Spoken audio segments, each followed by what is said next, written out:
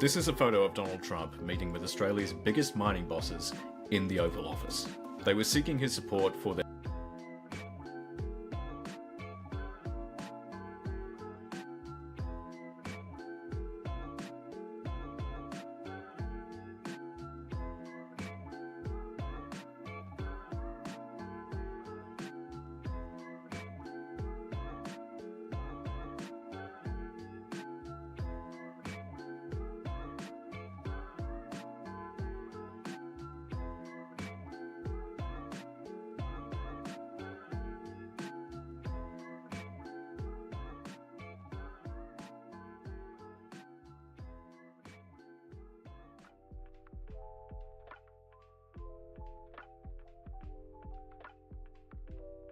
Hello! Finally some good freaking stream. Well, hopefully it will be a good stream. How are you, Defect? I hope you are good. I do. I really do. I hope you are having... Well, I saw your comment on TikTok, but yeah. I hope stuff gets better soon. I do. I've had a stressful day, but I don't know if I'm gonna talk about it because actually it's kind of embarrassing. It's stuff, you know, that I shouldn't have to deal with. I mean, it's more embarrassing for my family than it is for me, to be honest, but it's stressing me out. It is very, very stressful. But yes. Happy Freaky Friday. Getting freaky with it. Yes. Not a fan of the Lindsay Lohan movie, I must say. Not a fan. Not a fan of Lindsay Lohan. I must put that out there. Did I get accosted by the police again? No, that hasn't happened in a while. That has not happened in a while. I just got a phone call from my dad that like upset me a bit. I don't know. I don't know if like I took it the wrong way or anything, but it just upset me. And I just feel like my family just take me for granted and they don't appreciate like how hard I work and how much I do for them, and they just expect me to like always do stuff for them, and it's very, very upsetting. Especially like considering, you know, the childhood that I had. I think it's a bit fucking rich. And, you know, I've only started standing up for myself the last few years, but I don't know. Should I tell the story? Should I tell the story of the phone call I had with my dad today? Hey guys, I guess I'll see if chat is interested in the goss or not. If chat's interested in the goss, I will share the goss. But,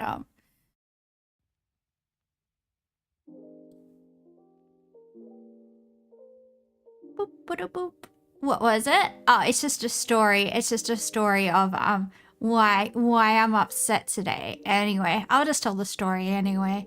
Because not like any of you know who my family is, so it's not like it's not a big thing. Anyway, I get a call from my dad today, like maybe a few hours ago. He rings me and He rings me to give me a call, to give me an update on my babushka, right? On my grandmother. And I'm like, yeah, I had to track down that information myself, mate. Like, I had to, you know, I was talking to my brother on Instagram. So I already know. And then, you know, he asked me how I was, and I was like, yeah, you know, look like same as usual, I guess. And then he was telling me like he had some glaucoma surgery on his eye recently. Like my dad had me when he was you know, probably older than you should be, you know, having children, I guess. My mum's younger than him, so and my mum is like my dad's second marriage. He doesn't have any kids from his first marriage though. But yeah, so my dad's, you know, retired, and he's, you know, he's not a young man, let's just say. He is not a young man, but he was telling me about his surgery for his glaucoma that he had, and then he was like, he was telling me about how all the power's gone in their house and they can't afford to get the fuse box replaced because they've like passed new legislation where like you have to upgrade like the fuse box So they can't get it done unless it's like $4,000. And then he was like, oh, and I've got to get cataract surgery or I'll go blind, and it's like $4,000 per eye. And I kind of felt like, because I've lent my parents a lot of money, right? I've lent my parents a lot of money over like the last, 10 years or so. I've probably lent my parents about $45,000. And I am not rich by any stretch of the imagination. Like, you can look up how much social workers earn. It's not, it's not nothing. It's definitely a lot better than, what a lot of people earn. It's definitely, it's graduate money. It's professional money, but it's on the lower end of what, professionals earn. And I don't know. I just kind of felt like he was asking me for money, and I don't know, it just made me upset because I've been trying really hard to save up money. And, the other thing is, like, I did not have a good childhood. It's not my dad's fault. He worked very, very hard and he was never home. But I just feel like, I don't know, I just feel like I was always like the family scapegoat. Everything was always blamed on me, but I also had to raise my brothers. I also had to do all this stuff. And like, I just feel like, I don't know, I just feel like they take advantage of me a lot. And it's just upsetting. Like, that's like the money that I'm saving to go to Korea for my birthday next March. I really want to do something nice for myself. And it's like, I do have the money. But the other thing is, like, he can get it done for free on Medicare. So I sent him a big message about going. Are you a Pisces, Delta? I'm a Pisces. I sent him a big message about, like, because I looked up all the Medicare codes and everything for cataract surgery. And so I sent him, oh, dude, your birthday is so close to mine, Delta. I'm not going to say what date of birth my birthday is, but you're 1 day away from my birthday, Delta. 1 day away from my birthday. Holy shit, that's crazy. Yay, Pisces power. Your mate's on the 19th? No comments. I'm not gonna, because if I give away my date of birth and my age and my name, I might as well just like not stream with a VTuber model anymore. You know what? If my VTubing career ever takes off, I'll have to be like Iron Mouse and like private all of my old information so no one can find out who I am. Because when you have a small chat and you know everybody, when you have a small chat and you know everyone, you feel like safe. But then, once your stream starts getting bigger, you attract weirdos and it's like, it's not safe anymore. You have to private everything. But, yeah, I don't know. It just hurt my feelings because usually I would offer, right? But, because of the situation that he's in, where he has like 3 adults in his household that, he has to take care of, because my sister's disabled, my mum's immobile, essentially. And then there's my brother who has schizophrenia. Even though he doesn't live at home, he lives in supported living. My dad still has to drive him around a lot and take him to appointments and stuff. So I told my dad, like, I told my dad that he should go see his GP and get a referral to get it done publicly, right? And it should be able to get expedited because my dad is a carer to so many people. And he needs to be able to see, he needs to be able to drive, so they need to, because otherwise the government's going to have to get workers to come in and help everybody in his household. But like, I'm constantly having to sort out everything. I'm constantly having to do everything. And I didn't get to have a childhood either because I had to raise my brothers because my mum was always at the hospital with my sister. So I had to raise my 2 younger brothers. And not only that, like, I had to cook dinner for everybody. When my dad got home from work, I always had to have his dinner ready. I always like had to make his lunch for work the next day. I had to do all this stuff as a kid. And it's like, when will it fucking end? Like, just because I was born into this fucking family, I just fucking... Oh my god, excuse my language, but bloody hell, like, I'm so over it. Hey, I'm so exhausted. How am I, Kylan? I'm just having a rant. It's okay. I'll finish my rant soon.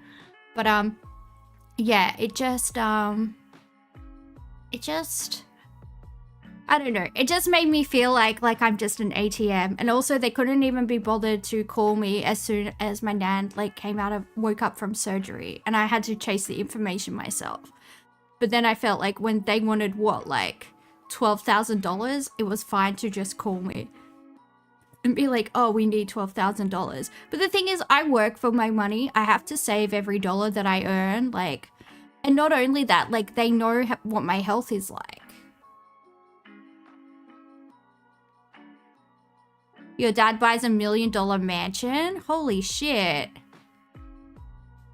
And he won't give you money? That's so selfish. Like, I think if my dad had money, he would help me. Like, I do believe if my dad had money, he would help me. I don't think my mum would let him help me though. But I think my dad would help me if he had money. It's just my family doesn't have money. Oh, and the other thing is they have termites in their house as well. And I don't think... Anyway, it's a whole... No, that's fine. That's fine. It's, yeah.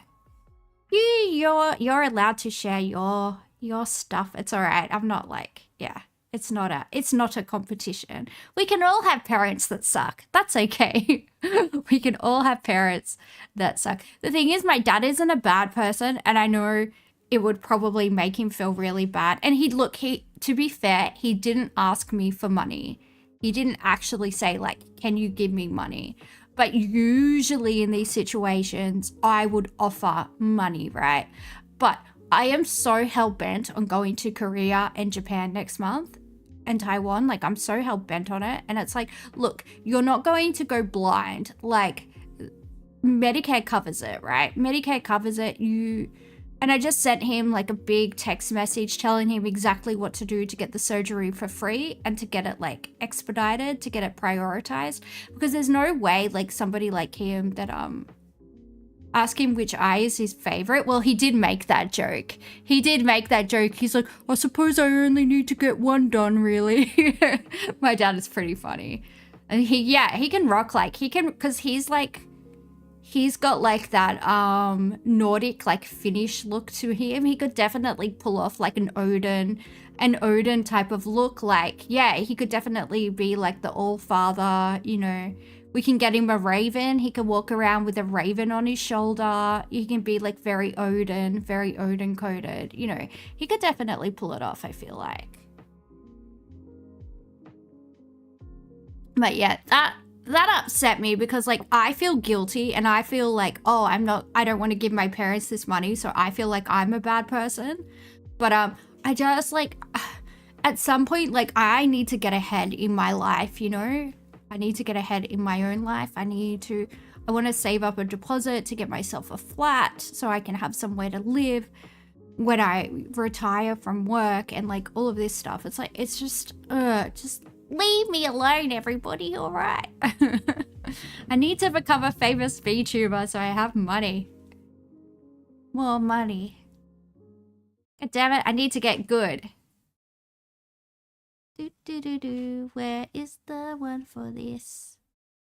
All right, let's do New York Times. New York Times. Boop, boop, boop. You did a first aid refresher today. Oh, were you tired, like doing the CPR on the dummy? I don't know. When like, I think how many minutes do they make you do the compressions of the dummy? I don't remember, but last time I did the compressions on the dummy and they were like 2 minutes. I'm like, oh my God, can't I just let them die? I don't want to do it. Sorry, love. I'm too lazy. You're going to have to die. I did arms day the day before. So I was like, you know, when you like the day after you go to the gym and your arms are heaps sore, I had all this lactic acid in my arms and I was like, can't I just let them die?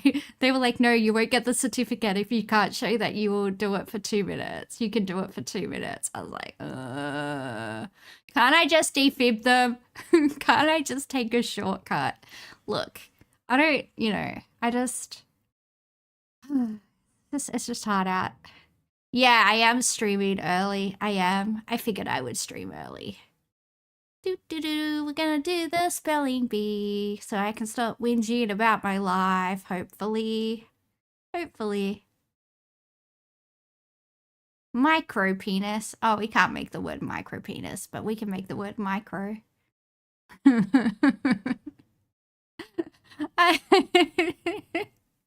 I just saw micro and then my brain was like micro penis. Sorry. I don't know why. Well, I do know why. Because I have problems. That is why. Okay.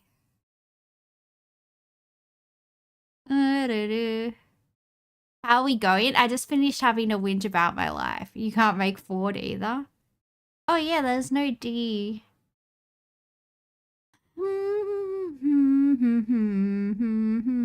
Micro. Micro. We gotta be able to make something with a composite word with micro, I feel like.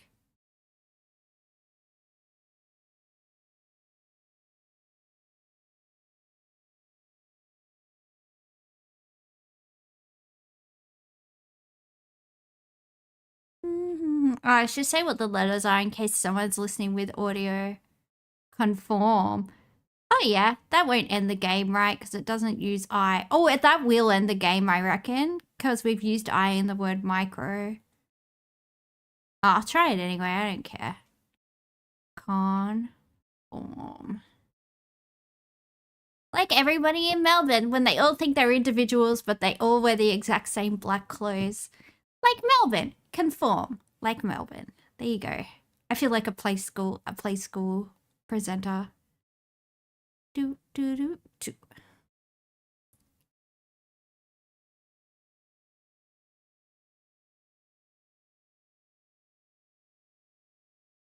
You've been trying to get a new look lately? Microfilm. I was trying to make microfilm, but there was no micro brewery. Like I don't know what's wrong with I can't say words sometimes, and then other times I can say them perfectly fine. It's not like you've been feeling different about yourself the past few months. Why don't you just like dye your hair, get a haircut? I don't know. Something like that. Something like that could be cool.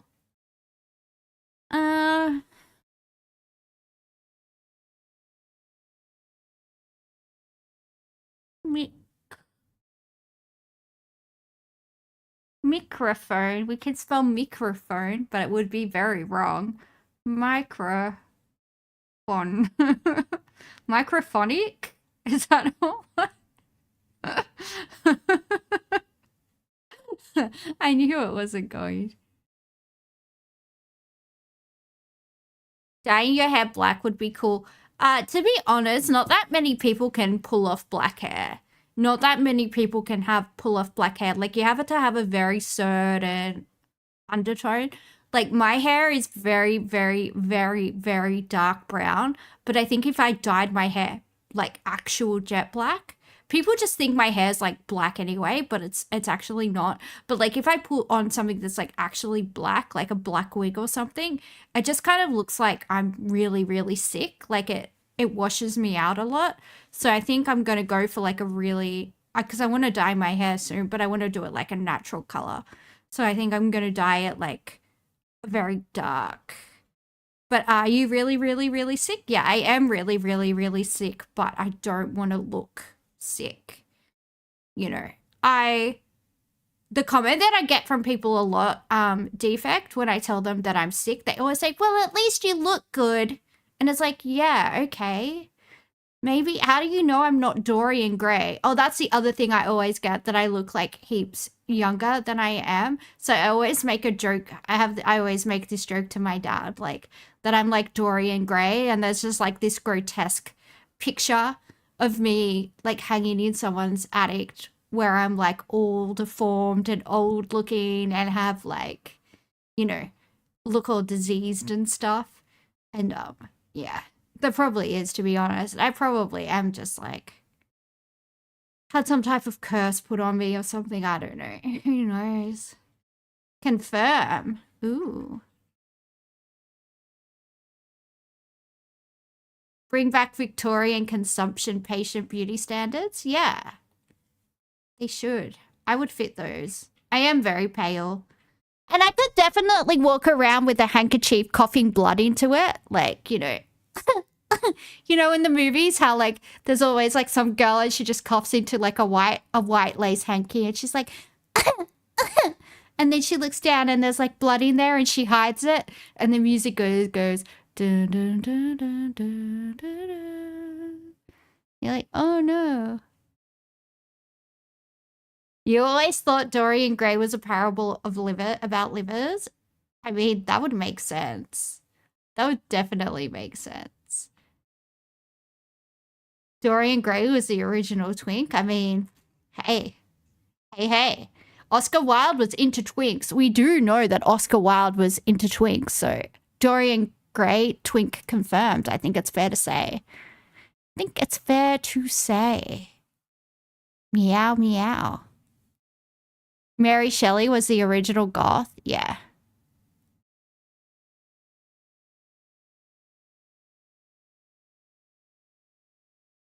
Places to store shovels. You can get married at the castle that Mary Shelley lived in. It's called like Castle Goring.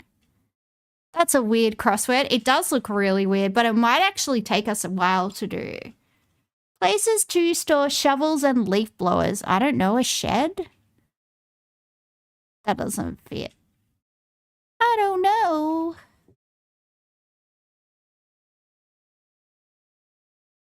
Was it true she lost her virginity on her mother's grave? I mean, possibly. Better than losing it in the back of a Holden, which I won't say who that was, but I'm just saying that could be a place that you could lose your virginity. Not, you know, not saying that's where I lost my virginity. Because I'm a very classy young lady, and I would never debase myself like that. No. Nope. Coating for baby bell cheese. I think that's wax. Alien versus Predator.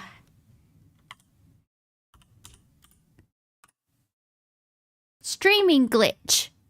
I should know that. I stream. Streaming glitch. Don't know. Well, I suck. Docking spots. Oh, this. Oh, lag. Lag. There you go. Nice. We do like it. Docking spots. Oh, this reminds me of when I first started lifting and my friend was like teaching me how to do like, I guess like technically it was like, bench press, but with two weights, and they were showing me how to do it, and so I had like 2 weights and I was like, you know, on my back, and they were like, no, you have to put them together at the top, right? Because I wasn't doing it with a bar, like one singular bar with weights on either side. I was doing it with like 2 5-kilo weights or something when I like first started lifting, and he was like, you have to put them together like this, and then he was saying docking, yeah, dumbbell press, that's what it's called. And then he was saying, when he like was bringing my arms together to show me, he was saying docking, just like 2 doodles, docking. And I laughed so hard that I almost dropped the weights on my face because it was so funny that he was just saying docking. And I was like, why would you do that? Why would you do that when I've got 10 kilos? Imagine if I dropped the weights on my face. I would have broken my face. Like, that's so bad. Anyway, what's a docking sport? Ports? Do you dock in a port? Ports. You do now. Feature of a southern accent. Is it a drawl? D-R-A-W-L. Yeah, I think that's a drawl. Feature of a southern accent. I always hear southern accents explained as a drawl. It's like, ooh, she had a southern drawl. I'm going to go for drawl. Sweet potato look-alike. Yam. I think that's a yam. Yamaka, yamaka. Top notch. Informally. Everything about the gym is kind of homoerotic, and that's okay. Yeah. At the old gym I used to go to before I started going to this gym, because I always go to the gym like 11:30, midnight-ish, just because I don't like going when people are, you know, there, because I just don't like it. I don't like, because guys always come and talk to me, and I'm always like, please don't. Anyway, I would call them the bro. It would be like a bunch of like 5 like teenagers, I guess. They would, it would be like 5 teenagers, I guess. Just admit I'm a vampire. No, I will not. I will not admit it. I just can't go in the sun, and I just only like leaving my house at night. For no reason. For no reason in particular. Anyway, these guys, they would always come in one car, was like a P plate, like Suzuki something or other. I don't remember the specifics of the car. But they would all like be in a row doing their arm curls, and I would call them the bro. I would be like, oh no, the bro is here. And yeah, they would just like all sit in a row in front of the mirror doing like their bicep curls. And I don't know why. I just found it so amusing. And yeah, that's what I called them. I called them the bro. Because they were just a row of bros. And it was funny. Top notch informally. I don't know, your mum? Greens keep a roll of grass. Don't know. Campfire remnants. Ashes? ASHES. Let's try that.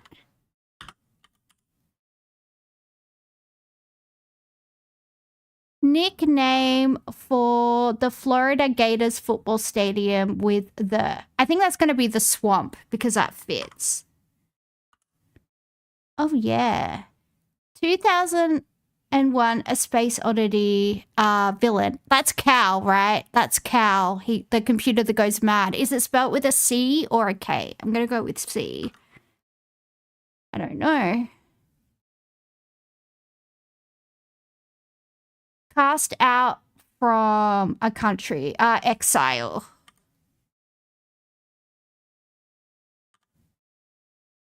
Maybe? Uptown Funk and Downtown for 2. Songs? Are they songs? I guess so.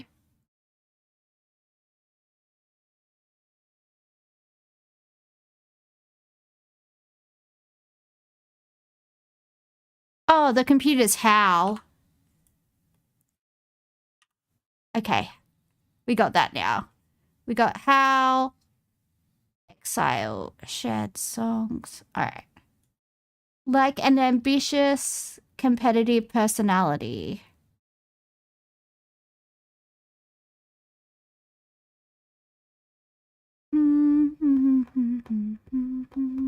Diva? I guess that could be diva. No, that can't be. That doesn't fit. Simple way to play a card game for 2.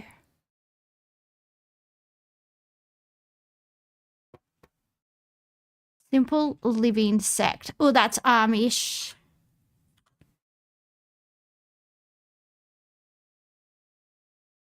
Which one's rum?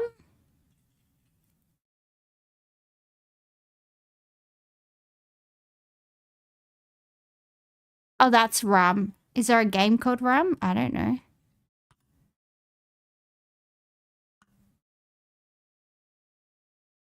Shop owner's stock.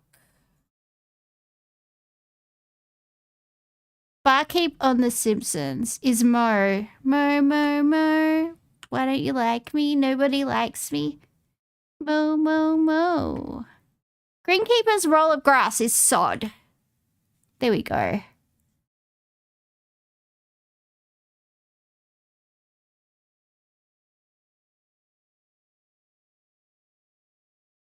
Top notch informally.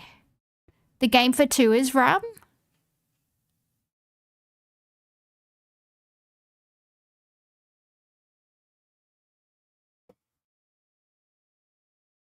Shop owners owned stock. Could it be loads? I don't know. Oh, what did I do? I'm just going to put that because I don't know. Top notch informally. I don't know. Like an ambitious competitive personality. Oh, type A.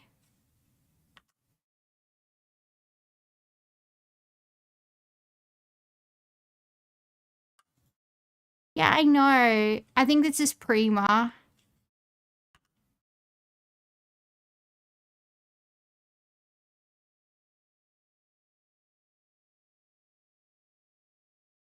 Twang, yeah, twang does work. Twang does work. That makes a lot more.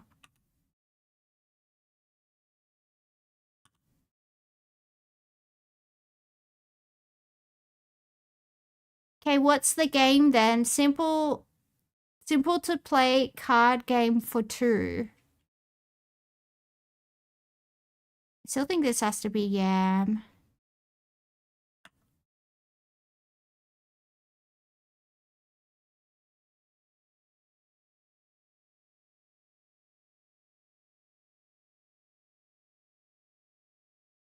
Shop owners own stock. All right, let's take out.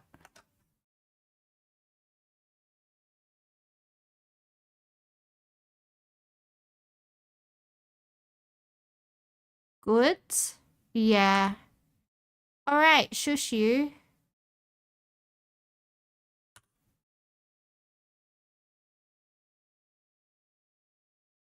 Primo. Yeah, that makes sense. Okay, what's wrong? What have we got wrong?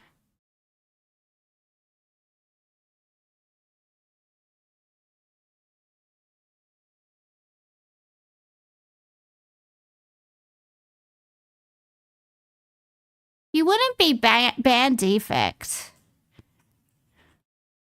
I haven't banned you. I don't think 9A poets doesn't seem right. 9A. Oh, it's supposed to be ports. I wrote, it said docking spot, so I wrote ports, but yeah, that doesn't fit.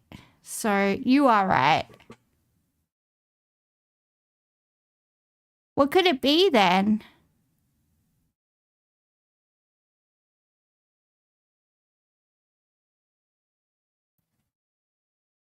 I did write ports initially, but then it ended up changing. 3 down. 3 down, 3 down, 3 down. Cast out from a country. I thought it was exile because it fit. Expat, maybe? No, that doesn't work. And also, expats aren't cast out. Typically. I don't know.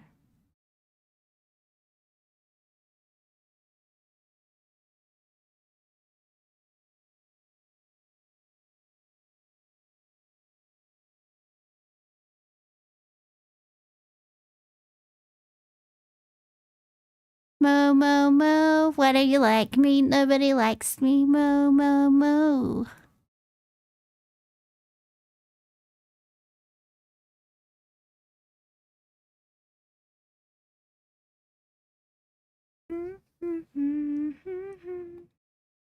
All right, let's check all the answers. Places to store shovels and leaf blowers. Coding for Baby Bell cheese. Something versus Predator, 2004 sci-fi film. Streaming glitch, lag. Docking spots. Feature of the southern accent. Sweet potato lookalike. Top notch, informally. Greenkeeper's roll of grass. Campfire remnants.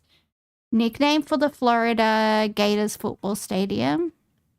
2001 A Space Odyssey. Cast Out from a Country. Uptown Funk. And Downtown for Two.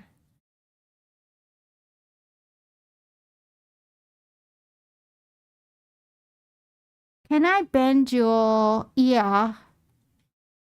Can I bend your ear? Can I bend your something for a second? Can I bend your what for a second? I didn't even see that one. 7. Can I bend your something for a second?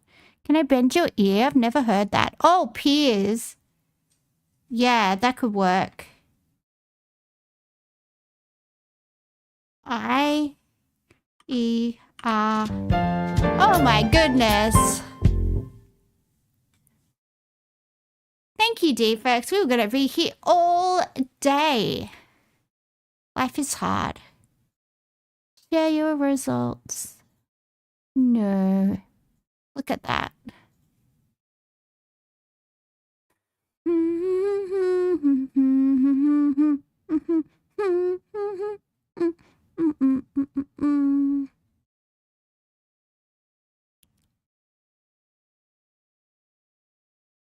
Uh-oh, let's play connections. Oh, yeah. Oh, God. I already don't like this. All right. We have...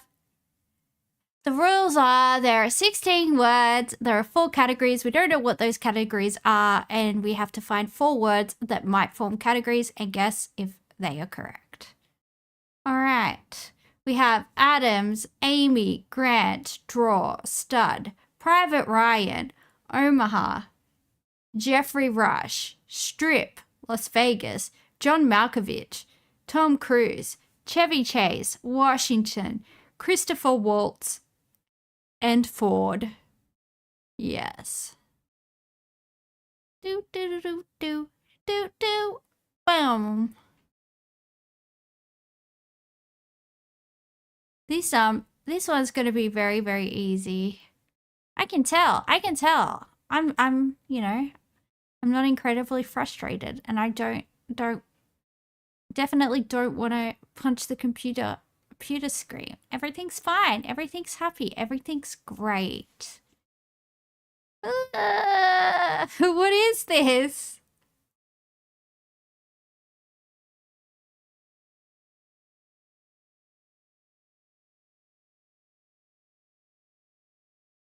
Las Vegas Strip.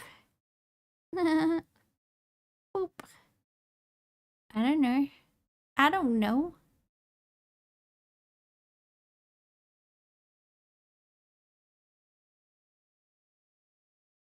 Do do do do do do do do. Boop boop boop boop boop boop. Who needs music when I can sing the music? Boop boop boop boop boop boop. I don't know.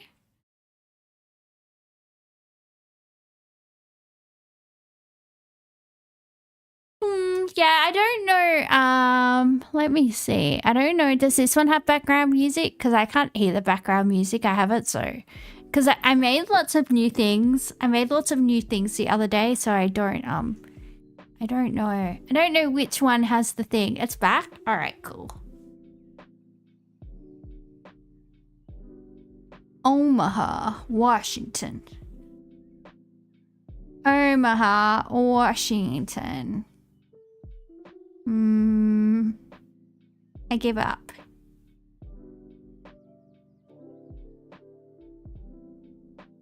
I don't know what the fuck any of these is. Stud. Strip.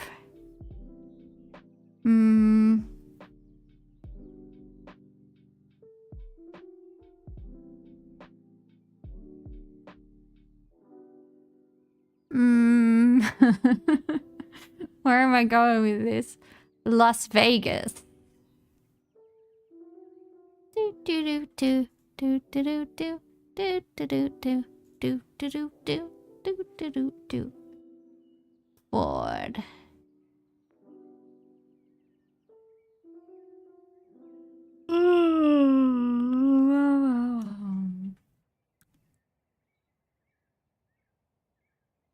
Boop, boop, boop, boop.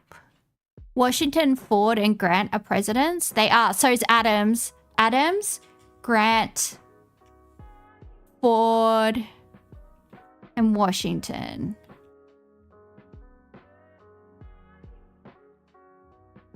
Oh, is Adams not? I thought there was one called Adams. Whoops.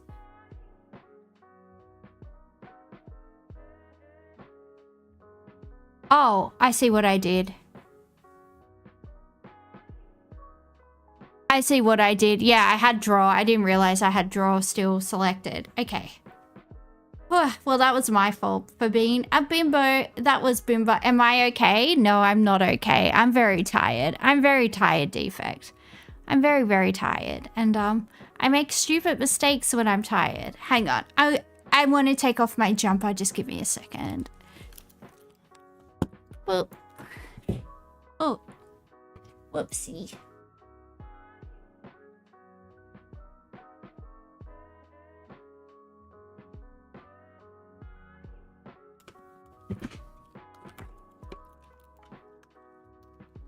Imagine Defect calling the ambulance and being like, hi, I'm watching a streamer that's a bimbo and she made a mistake. And they'll be like, okay, cool.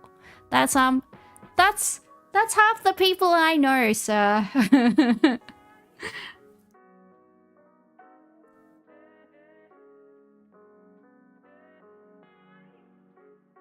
Jeffrey Rush, John Malkovich, Chevy Chase, and Tom Cruise. No, that's too easy. That definitely would not be it. That would not be it. I would assume that would not be it. Calling an ambulance for my butt. Deselect all.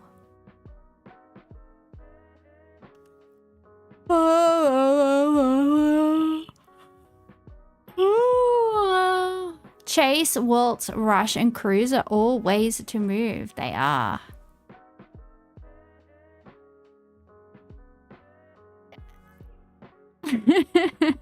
You watched me say Washington out loud. Move my cursor from the Washington button to the other side of the screen and click draw. Yeah, Defect, you should see the stuff I do all the time. I'm very tired and yeah, it's hard. Jeffrey Rush, Tom Cruise, Chevy Chase.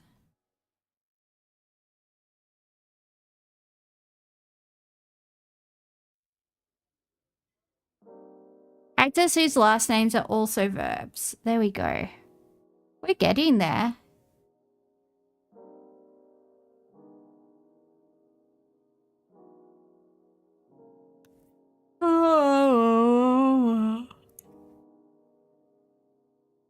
The subconscious urge to dual. I honestly don't know what that is, but I can tell you I'm incredibly tired. And when you have lupus, you have like something called brain fog. Brain fog. I'll tell you what it is. Lupus. Brain fog. Lupus brain fog. I keep on going to say frog. Lupus brain fog, also known as cognitive dysfunction or lupus fog, refers to cognitive problems experienced by some individuals with systemic lupus.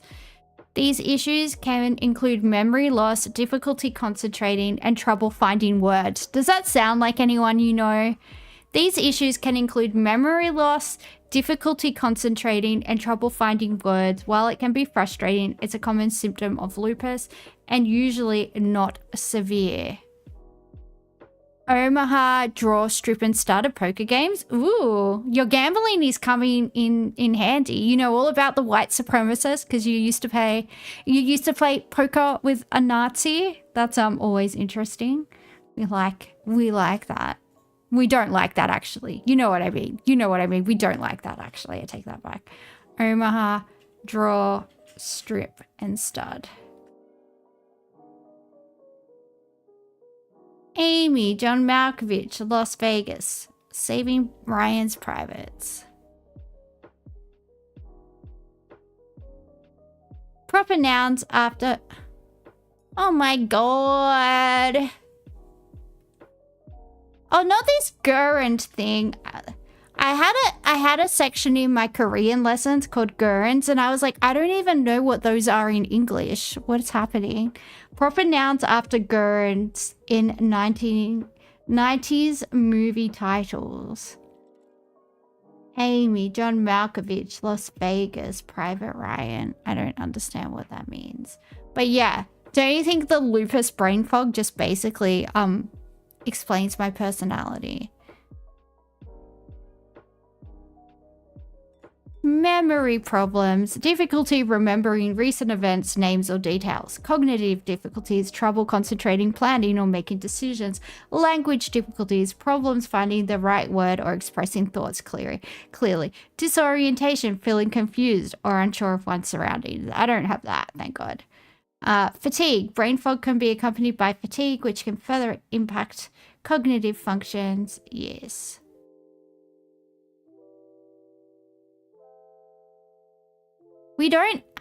We don't add an R to the word no. We don't pronounce R at all. We pronounce R as like AH basically. Like never, ever. Nah, that's not what you're hearing though. That's not what you're hearing because we don't. We add like a little like extra syllable, but it's not an R. It's not an R.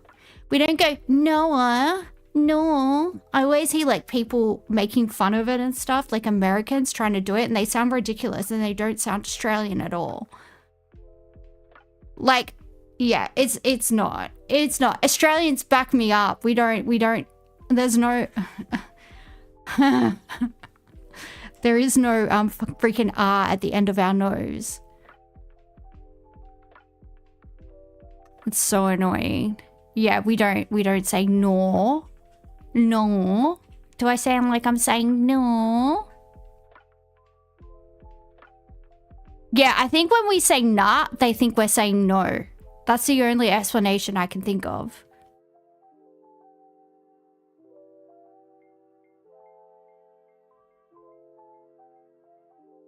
Anyway, guys, that's why my brain is broken. It's not my fault. I'm diseased. Trude and prude, maybe? Yeah, they definitely do.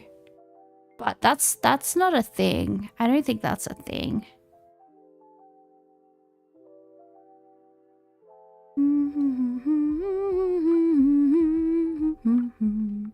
You also have a weird accent? I don't have a weird accent. I have a perfect. The Australian accent is perfect. The Australian accent is amazing. I think the Australian accent is by far the best accent. You can't really pronounce the first syllable in here and year very well. I think those are technically only supposed to. Kiwi is up there. Yeah, Kiwi is incredibly cute. I do like a Kiwi accent. It is very adorable. Your front and the fudge. Boop, boop, boop. Fun Lizzie's sucks and one. Yay. But yeah, we don't pronounce R at all, really. Unless it's at the beginning of a word. Never ever.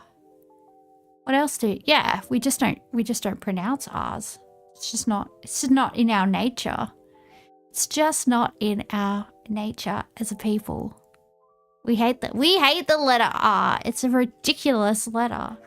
We refuse to acknowledge it unless you roll them like that. Robot. Robot.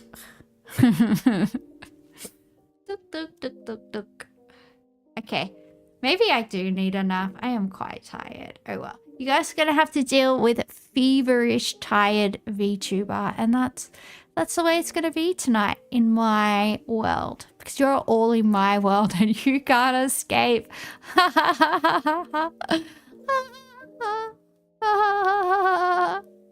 Okay.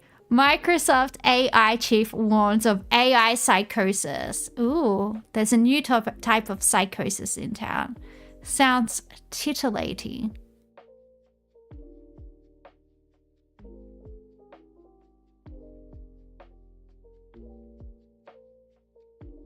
Intelligence says he is alarmed by the rising cases of a phenomenon dubbed as AI psychosis. It's a non-clinical term used to describe those who rely so heavily on chatbots such as Copilot or ChatGPT that they become convinced something imaginary is real.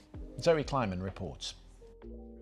Hugh from Scotland says he became convinced that he was about to become a multi-millionaire after turning to... I do that all the time. I'm like, I buy a lottery ticket and then I just start imagining all the problems I'm going to solve with all the money I'm going to win. And I'm like, ooh, I'm going to win the lottery. But, yeah. Just hold on. We're just manifesting. We're just manifesting the winning lotto numbers, guys. It'll happen. I know it will. To an AI chatbot to help him when he lost his job.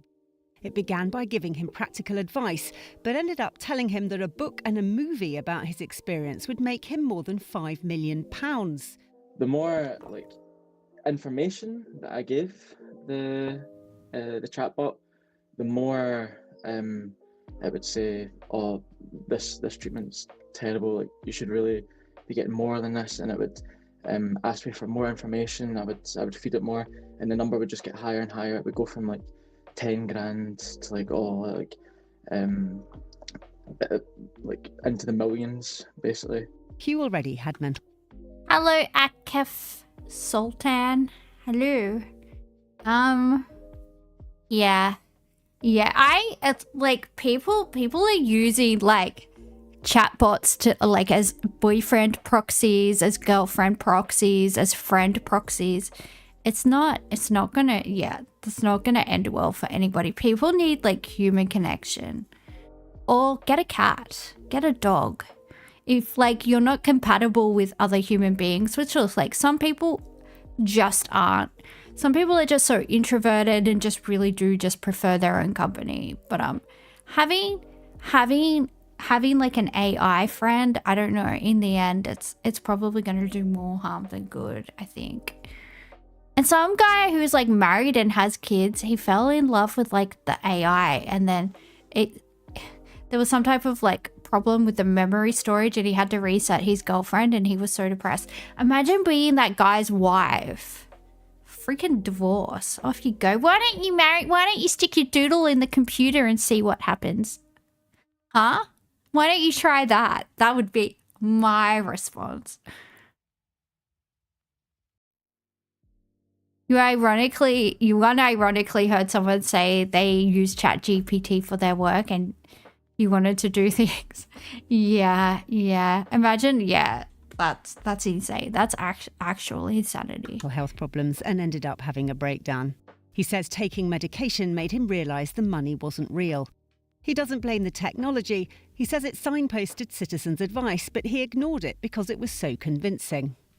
AI psychosis is a non-clinical term to describe people who start using chatbots like ChatGPT, Grok and Claude and start to lose touch with reality. I've had messages from people convinced that the tech has fallen in love with them, or think they've unlocked a secret human inside it, or even think it's deliberately trying to harm them. A survey of 2,000 UK adults carried out for Bangor University's Emotional AI Lab found that 50... Do they have a university called Bangor University? And what courses do they offer there? I want to go to Bangor University. Yeah, what the heck? What the heck? It might be, you know how they call sausages bangers in the UK? It might be like a bangers and mash. You might go there and learn how to make a cracking bangers and mash. Sounds like a porn site? Yeah, it sounds like a lot of things, to be honest. It just, all in all, doesn't sound like above board. It sounds very, very, for boutique butchers. Yeah, it could be. They teach you how to beat your meat in various ways. The art of meat. The art of caressing your meat. 7% thought it was strongly inappropriate for the tech to identify as a real person if asked, but 49% thought the use of voice was appropriate to make chatbots sound more engaging. 20% thought children under the age of 18 shouldn't use AI at all. We as professionals and doctors may start having to ask people when we see them in clinic how much AI they're using, how it's affecting their lives, just like we would for smoking, alcohol, you know. We already know what ultra-processed foods can do to the body, and I think with this ultra-processed information, we're going to get an avalanche of ultra-processed minds that we need to deal with. Cool. The advice is to make sure you double-check everything a chatbot tells you and don't stop talking. Yeah, but the thing is, if you have to double check everything that a chatbot tells you, why don't you just use Google or research the old-fashioned way? Because using, as like AKEF in chat says, like, sometimes you need AI to understand things and messages, and it's fine to use AI for things like that, for translations, or to like simplify things or summarize things for you. But you sometimes use AI because you live in Germany and you need to understand some German laws and how to use them. Yeah, that's perfectly fine to use it for things like that. Instead of you having to read, you know, pages and pages of information, you can just get a summary or an answer to your question. That's fine, but like, why did Spotify tell you David Bowie is releasing a new album? I don't know, that's terrifying. Although Deftones did release a new album today or last night. I don't know if it was last night or today, but I know my little brother was up last night listening to it in his house with no power because he lives with my parents. Because his girlfriend dumped him again. Hey, guy. Oh, can I ask the men in chat a question? Because I think my brother's in an abusive relationship, but I'm not sure. Just tell me what you think about this, right? Because I think this is like very, I don't know, it just seems very like manipulative or like calculating to me. So my brother's been seeing this girl who also has lupus, by the way. His girlfriend has lupus. Well, she's not his girlfriend now because she broke up with him again. But she'll like date my brother for like a bit, maybe like a year or something, and then she'll say, oh, she's not ready for a relationship, or, you know, she'll make up some excuse that seems nice, but she'll still keep my brother in her life and like still keep on kind of like playing with him and thinking there's a chance. And then when it looks like my brother's gonna move on, like maybe is talking to a new girl or something like that, she'll start dating him again, and then like the cycle repeats, and she's broken up with him like 3 or 4 times. And I think, I don't know, I think she's like doing it to like get some type of like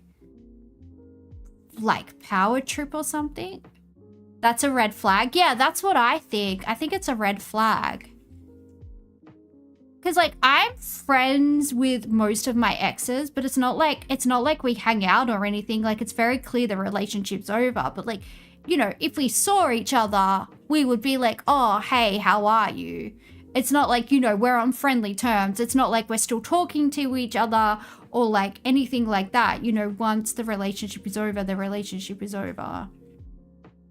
That's emotional abuse. Yeah, that's what I was thinking. I was thinking it's really abusive. I think I should talk to him about it. You only realize you were being abused after months of therapy. Yeah, well, it can be very covert.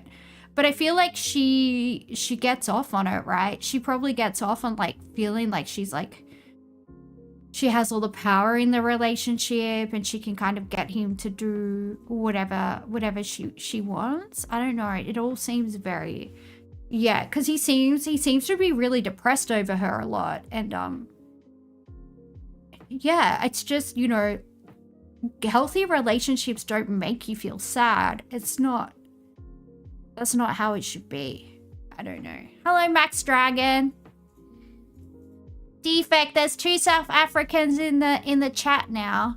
There's 2 South Africans. You guys can bond over your South Africanness. Oh, you can't because you're on Twitch and he's on YouTube. But I can relay your messages to each other.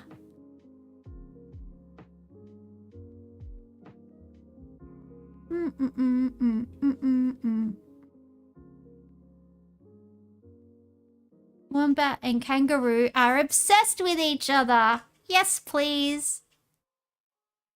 Tell Defect says Max Dragon, Defect who is also from South Africa, has a message for you. He says to meet him at the Bayside KFC parking lot at 11 p.m. for an in real life 1 versus 1. There you go. And who is that? He's another friend from South Africa. He's another friend from South Africa who's in the Twitch chat. He's our friend. Defect is our #1 sub. He is our most subscribed follower. And we do appreciate that. He is very, very generous. He gives subs. He does subs. He does all the things. I don't know. He does all the twitchy things. I don't know how it works, dude. Anyway. Look, it's a wombat and a baby kangaroo and Joey and their friend. Oh, I think they're both Joeys. Aww. You're an Arab from Syria, but you live in Germany? Ah, that's nice. When did you move to Germany? Max Dragon says, which KFC? Don't actually go there and fight each other. I'll get banned from Twitch for facilitating South African death matches in KFC car parks. And I don't want that on my conscience. Bayside Mall in Tableview. Do you know where that is, Max Dragon? Bayside Mall in Tableview. I'm just relaying the information. The Proving Grounds? What the heck is happening? The Crucible? I don't like the sound of this. Fight each other with no shirts on a rooftop in Japan. You should. Who would ever have thought a wombat and a kangaroo would be such great pals? Aww. Oh, look at them. We put them in. I like how the cat was just looking at them like, what the fuck are you guys doing? Leave me out of this.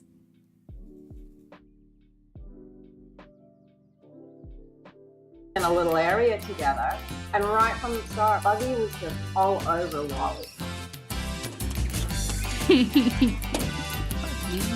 Wally's grazing on the ground and Buggy's following and just sucking on his ear the whole time. It was like, what's going on here? That was really weird. And every time we put them out together, that's what they do. When we brought... What the heck? They climbed into the dog carrier together. You moved to Germany in 2019. How do you find Germany? Do you find it I guess it gets cold in Syria. Do you find the weather okay? Them back inside for pouch time. We'd set them up in 2 little separate pouches. I'd go away, come back 2 minutes later, and Wally's either in Buggy's bag or Buggy's sitting on Wally. It's just crazy because they're not even the same species, yet they seem to really want to cuddle. What are you two doing? Huh? Look, the wombat and the little baby kangaroo are cuddling together.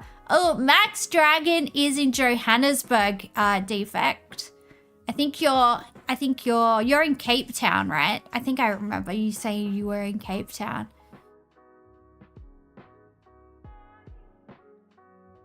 Oh no.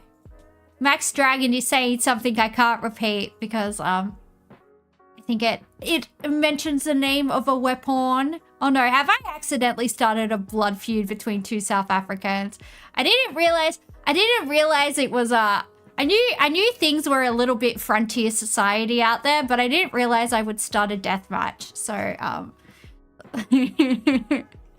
I need to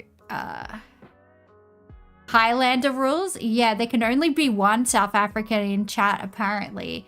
Apparently we're playing on Highlander rules. What the heck, guys? But everybody look at the wombat and the kangaroo being friends and cuddling together and just think you can be friends with anyone and you can sleep together inside a Hello Kitty blanket. And isn't that what we all want at the end? At the end of the day, I feel like it. What are you doing in his bag, Buggy? Aww. Honestly, we couldn't keep them apart. And as they got bigger, it got harder because Wally was this big brick and you'd go in and he'd be sitting on top of poor Buggy. Molly. Oh, Buggy. We saw his wombat on the side of the road and decided to pull over. Oh, we had to cut this little bit out of his mum's pouch. Look at him, he's so sweet. We brought him home.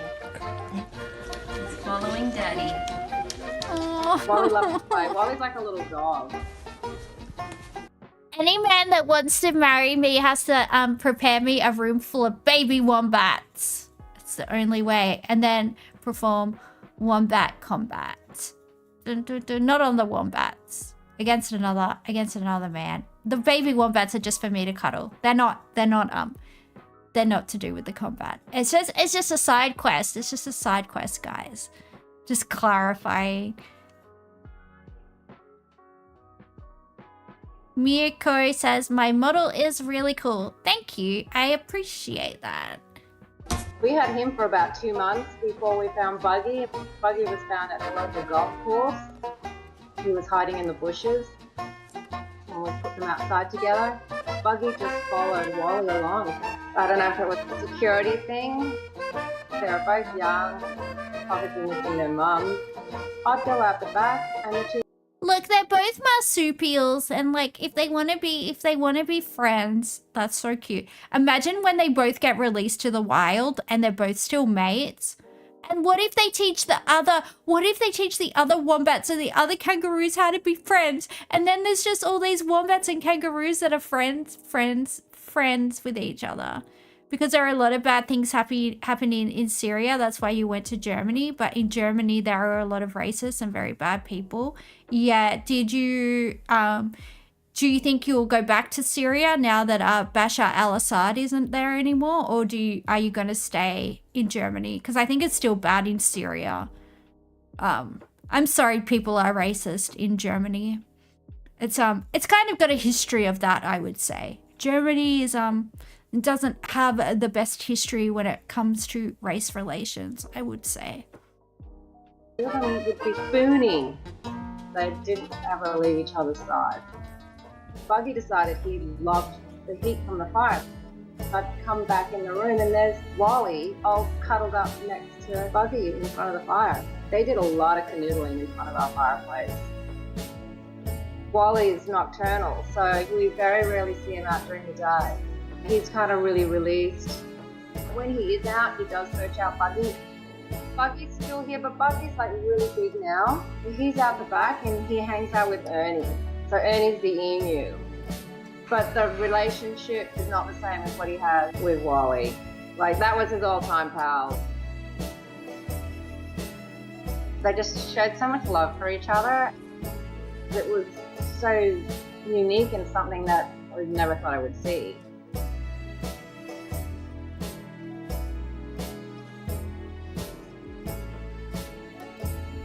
Oh, I love them so much. I want them to teach all the wombats and all the kangaroos how to be friends. So then when I go camping, I can go, oh, look, the wombat and the kangaroo are friends. Ernie the emu is so great as well. I love that. I always call emus Gaza and Bazza. Whenever like I see an emu or like two emus, I'm like, hey Gaz. I'm like, g'day Gaz. And then I'm like, g'day Baz. And I don't know. I just always think they're called Gary and Barry, and I just call them Gaza and Bazza. I don't know. I just like it. If there's more than two emus that I don't know what their names are, Gaza 1, Gaza 2, Gaza 3, Gaza 4, Bazza 1, Bazza 2, Bazza 3, you know, I'm not creative like that. It's what we do. It's what we do. Do.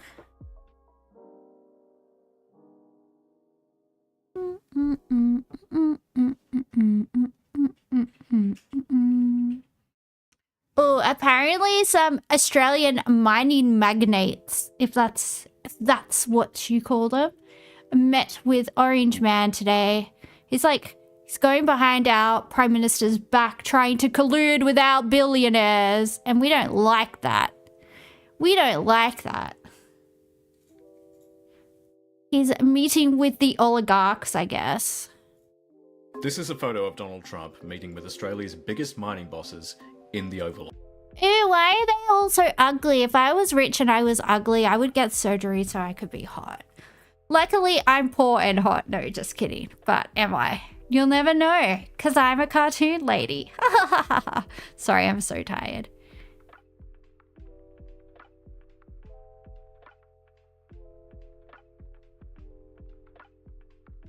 You can't go to Syria because a lot of very bad things happened. Oh, I'm very sorry to hear that, AKEF.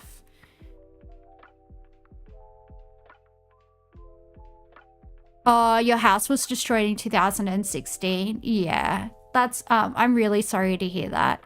Well, I'm glad that you're safe in Germany, even if, you know, even if people in Germany are, look, it sucks that people are racist. It really does. But unfortunately, there's dickheads everywhere. I don't think there's a country in the world where there's not people, you know, that are assholes. Unfortunately, there's a lot of just awful people everywhere. But do you feel a lot safer in Germany at least? I hope you do. Office. They were seeking his support for their joint venture copper mine in North America. Australia absolutely has less clout now in Washington, D.C. than it did during the Biden administration. Less clout? What are we, Insta thoughts? Like, who cares if we have less clout in Washington? Oh no, the Americans, the crumbling empire doesn't like us. Wah, wah, wah, wah, wah. Whatever, let's be friends with China. They have pandas. China #1. What we have now is not full-blown hostility between Trump and the Australian government, but at best, Anthony Albanese is someone Trump doesn't really think about. And the fact that he invited some mining executives to the Oval Office before our actual Prime Minister is proof of that. Well, the U.S. is disappointed that nations like Australia and UK and others have decided to pick this particular time to unilaterally recognize a second state. I think it's... I can't stress how much of a threat it is for Trump to meet with these mining magnates. Because the mining industry has caused prime ministers to lose elections, right? Like when K-Rudd wanted to introduce the mining tax, like the mining lobbies, they pay so much for political advertising. They're one of like the biggest donors to political campaigns. So it really is a threat. Donald Trump doing that, standing there with those mining executives, is really saying, hey, Albo, look who I'm talking with. And it's a very, very strong, it's a very, very thinly veiled threat that if you don't fall back in line, if you don't start kissing the ring again, Albo, I'm going to make sure you are not reelected. And yeah, it's pretty disgusting behavior. And yeah, sorry we don't support genocide. What did Tony Burke say yesterday? I can't remember what he said, but it was hot. It was a good quote. What did he say? He was like basically like, yeah, sorry that we don't support killing and starving children or something like that. I don't remember. But yeah. That was basically it. And Australia's a sovereign nation. We are under no obligation to do what America wants us to do. And it's very interesting how America seems to be under the obligation to do what Israel wants it to do. It's almost like they've got tapes. It's almost like they've got video recordings of every American politician in compromising positions. Dun, dun, dun. Oh, he said strength isn't killing civilians and starving children. Yeah, that's what he said. It was hot. We rate Tony Burke for that.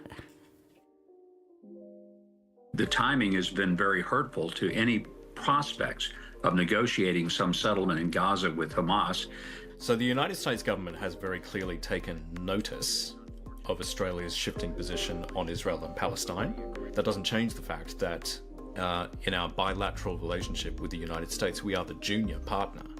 Australia will recognise the right of the Palestinian people to a state of their own. And taking a position that is so contradictory to them and to some extent offensive to them, that's certainly not helpful for our two-way relationship. There's an enormous level of disappointment and some disgust. I think it is encouraging that someone like Mike Huckabee is... I don't think the country full of obese people that wash themselves with a rag on a stick and have diabetes and like probably gangrene because of their diabetes. Like, have you smelt gangrene before? Let me tell you.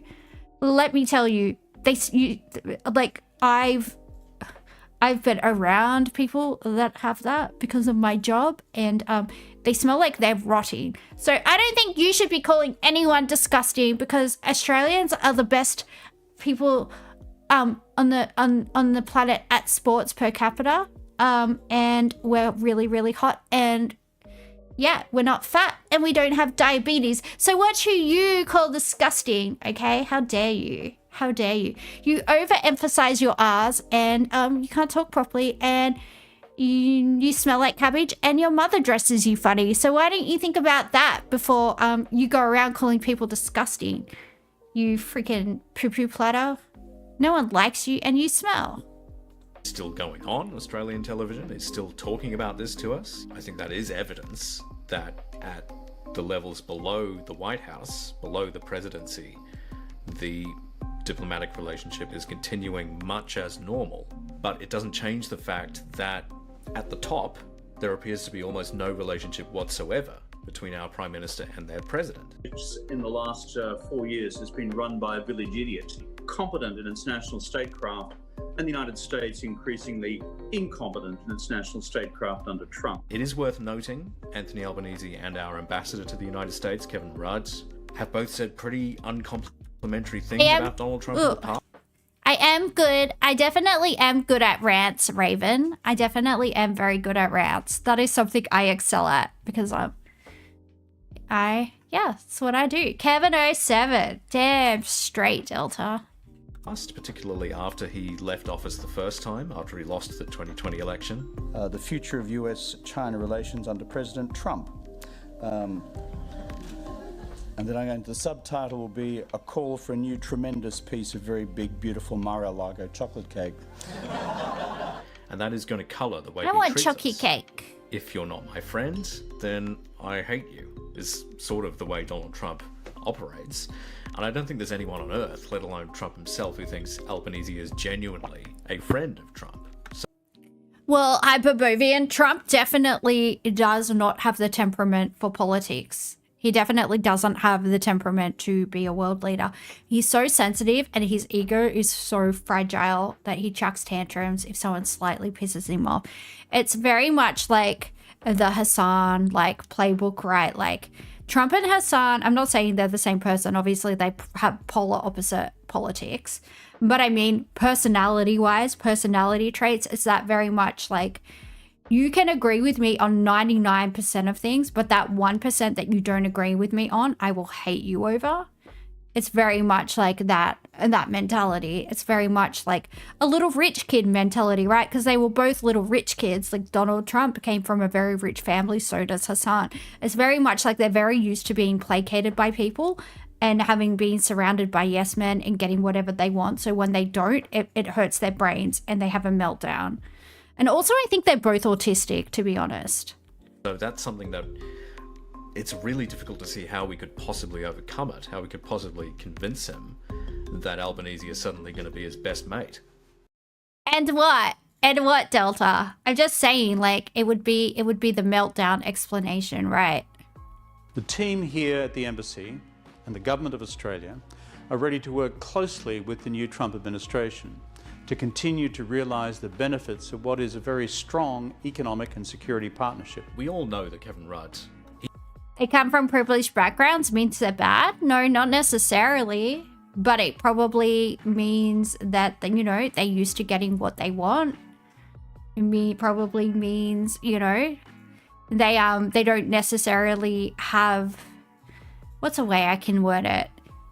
It means they probably don't necessarily have the emotional regulation skills to deal with things that are happening to them that they don't want to, like things out of their side their control.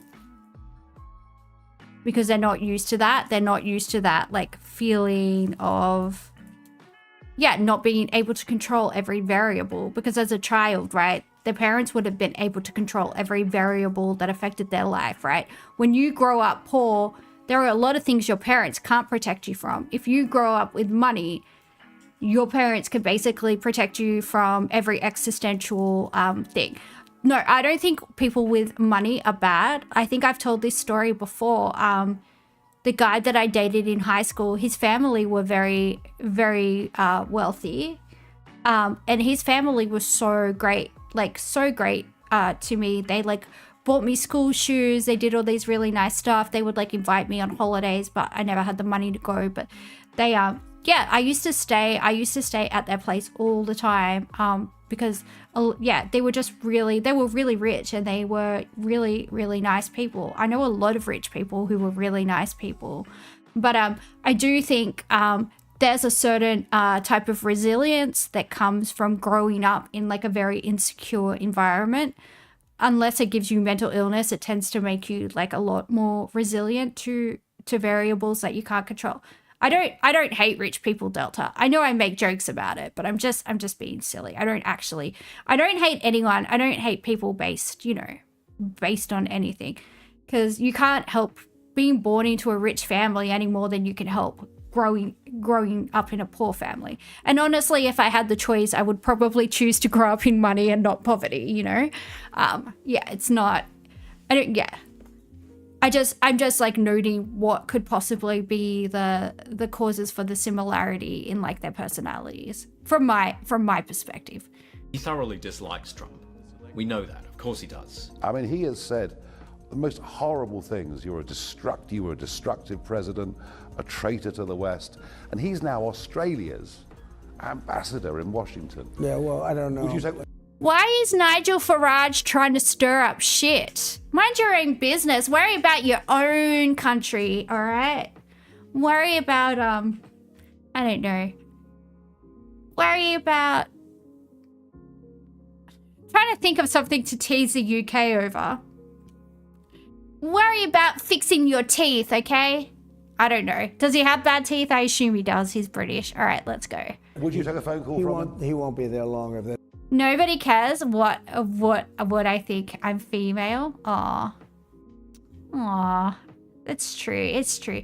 Me and my little lady brain. Look, I'll tell you what happened. I escaped from my father. He was keeping me in the basement because I'm a loudmouth little bitch. And I bit him and I escaped. And then I said, ha ha ha ha ha, I'm gonna go on the internet and spread all my feminist propaganda and I'm going to take over the world. And that's what I did. And you were careless enough to fall into my chat. And now I have your soul. So if you wake up tomorrow morning with some sharp pins and needles pain, it may or may not be from me. I can't make any Yes. It may or may not be because I put an ancestral curse on you and all your lineage for the rest of time. But just with my little evil female brain. That's what we do. We are all witches. You can't burn us all. Mwah, mwah, mwah. It's the case. I don't know much about him. I heard he was a little bit nasty. I hear he's not the nasty. brightest bulb, but I don't know much. He's not the brightest bulb. He literally graduated with first-class honors and he speaks fluent Mandarin. Not the brightest bulb. How many languages can you speak, Donald Trump? You can barely speak English. You have one language and you're not even proficient in that, mate. So maybe take it down a notch, all right? Leave Kevin alone. Kevin is a sweet baby angel. Trump's mum was fluent in Gaelic. Oh, that's actually pretty cool. That is actually pretty cool. Was it Scots Gaelic? I assume so, because isn't his family Scottish? Scots or Irish? I would assume it's Scots. My best friend's Scottish. Oh, okay, Scottish. Yeah, that is a cool language. Much about him, but if he's at all hostile, he will not be there long. Under the previous government, our ambassador to the US was Joe Hockey, former treasurer, and he got along with Trump quite well enough. He played golf with the president more than once, and I think it's probably underestimated the extent to which Trump does business on the golf course. It's a real habit of his. That his policies are not only inflationary, but they're hugely expansionary. It's like a sugar hit. It's handing a box of chocolates to a 4-year-old. I can't say with any confidence that Kevin Rudd does not play golf. I don't know anything about the man's hobbies, really, but I do. Kevin Rudd grew up on a farm and his dad died when he was really, really young, and I believe it threw the family into poverty. So yeah, golfing and hobnobbing and networking probably weren't on his to-do list. Like what a stupid way to conduct yourself as a world leader. Absolutely like weirdo behavior. Oh, has Jay Cobber gone? I want to talk to him. I hope he called a priest. I hope he's trying to break that curse I put on him, because it's pretty potent. 0% of my enemies are alive to tell the tale, Jay Cobber, if you're still around, just so you know, mate. You can't find the message to ban him. I can see it on the multi-chat in my OBS. His name's J, like capital J, Cobber or Koba. Koba, like there's a space, capital J, space, capital Koba. He's like, nobody cares what you think you're female. Bold assumption. Wait, I can't make my voice deep enough. That's a bold assumption of you to make. I've got a massive pair of balls. I can't make myself sound like a man. God damn it. Hello, Milk from the 28. What's crack-a-lackin'? Find it hard to envision Kevin Rudd on the golf course with Donald Trump. And once Trump has decided that you are opposed to him, that you don't sufficiently respect him, he switches off like that. He just, the switch goes, he's not listening anymore. You reach the point where whatever you do or say, he's not interested. And I suppose the fear for us diplomatically is that that is where we have landed. You have officials under Trump who are still fairly professional, who are still willing to engage with Australia on the basis of the strength of our historical relationship rather than the strength of the current personalities. But there's an absence of any meaningful relationship at the top. And in some scenarios, that could cost us. Is that necessary though? We would just need for the trade ministers to communicate. We would just need for the foreign ministers to, like, foreign affairs ministers to communicate. I mean, at the end of the day, like, yeah, the executive branch of government does have, you know, some powers, blah, blah, blah, blah, blah. But at the end of the day, it's not really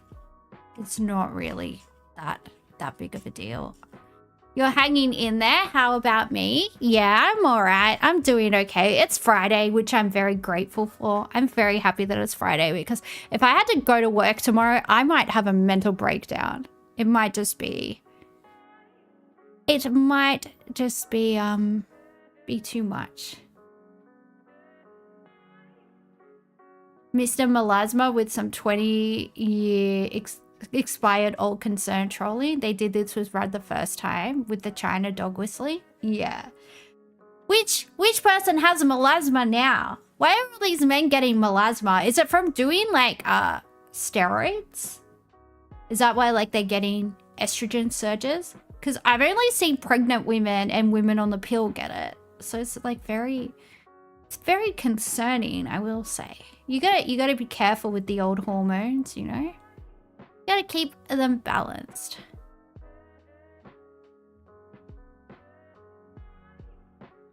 You pulled an all-nighter from making music. Now you're just relaxing. Oh, what kind of music do you make? That's exciting. I need to, when I finish streaming tonight, I'm gonna go listen to Deftones' new album, see if it's good. You know, I don't have the highest of hopes, but I also think it will probably be decent-ish. So I'm going to do that. Actually, guys, I'm just going to take a very quick break. Maybe like 2 minutes, and I will be right back. Boop.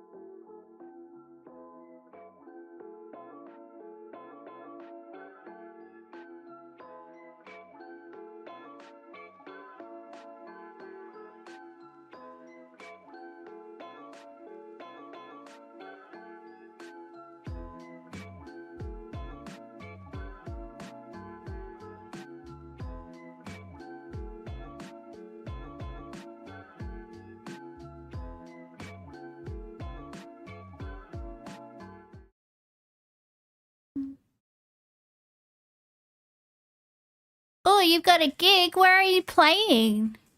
That sounds exciting. Are you like playing at a pub or like a club or like... Yeah, a first gig would be nerve-wracking, I reckon. But you'll do well. We believe in you. We believe in you, Milk. We do. We believe in you. Your first gig was playing folk songs at a school fair for the school mums. It was very relaxed. That does sound relaxed. That does sound relaxed. I used to be in a shoegaze band when I was in high school. I was like the token chick, you know. I kind of, yeah. Most of the bands that I grew up listening to had like female bassists, but like I didn't play bass. I played guitar, so I played lead guitar. Boopy boopy. Oops, what am I doing? I don't know. Nobody knows. I'm just playing with the things. I like this one. How exciting. Do you want to watch more animals being friends with each other? That's kind of cute.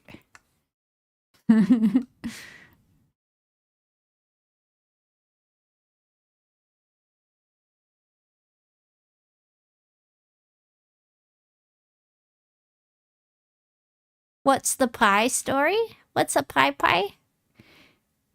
You heard someone pronounce bass like bass? Huh, that's interesting. That is interesting. That is interesting.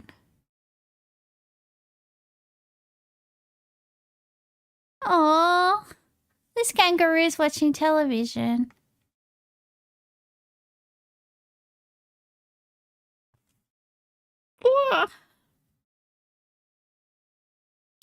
What should we watch?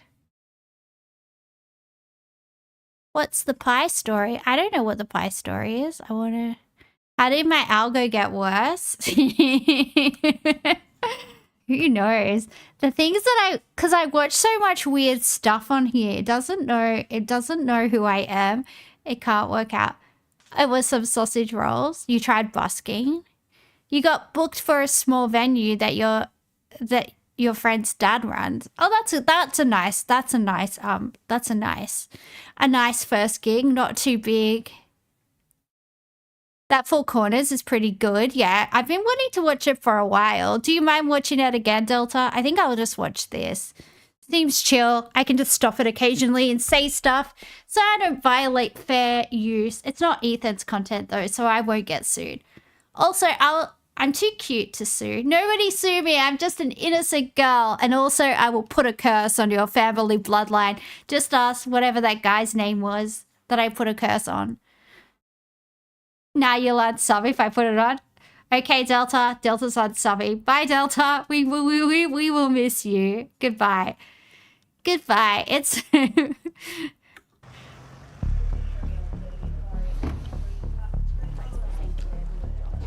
An offensive from the fringes has been launched against mainstream society. This is your opportunity to leave. If you don't do that, we'll be arrested. Heck, you got all that. How do you feel then when you get labelled as a domestic terrorist? It's just what we call the spin. It's like the sovereign citizen. It's out there to try and discredit us. It's a quasi-civil war. And the front lines are courts, councils and cops. Didn't this stuff all start in America? Why do, like, the right wing of Australia just worship America and want to copy, like, everything that's happening there? It's such bizarre behavior. Like, you live in paradise. Why are you acting like this? It's so freaking weird, man. It's so weird. Propaganda and soft power, yeah. But at least, like, follow one of the cool soft powers like Japan or Korea or something. Look, like, if you're watching K-drama and listening to K-pop, or you're watching anime and, like, listening to baby metal, it's, you know, it could be worse.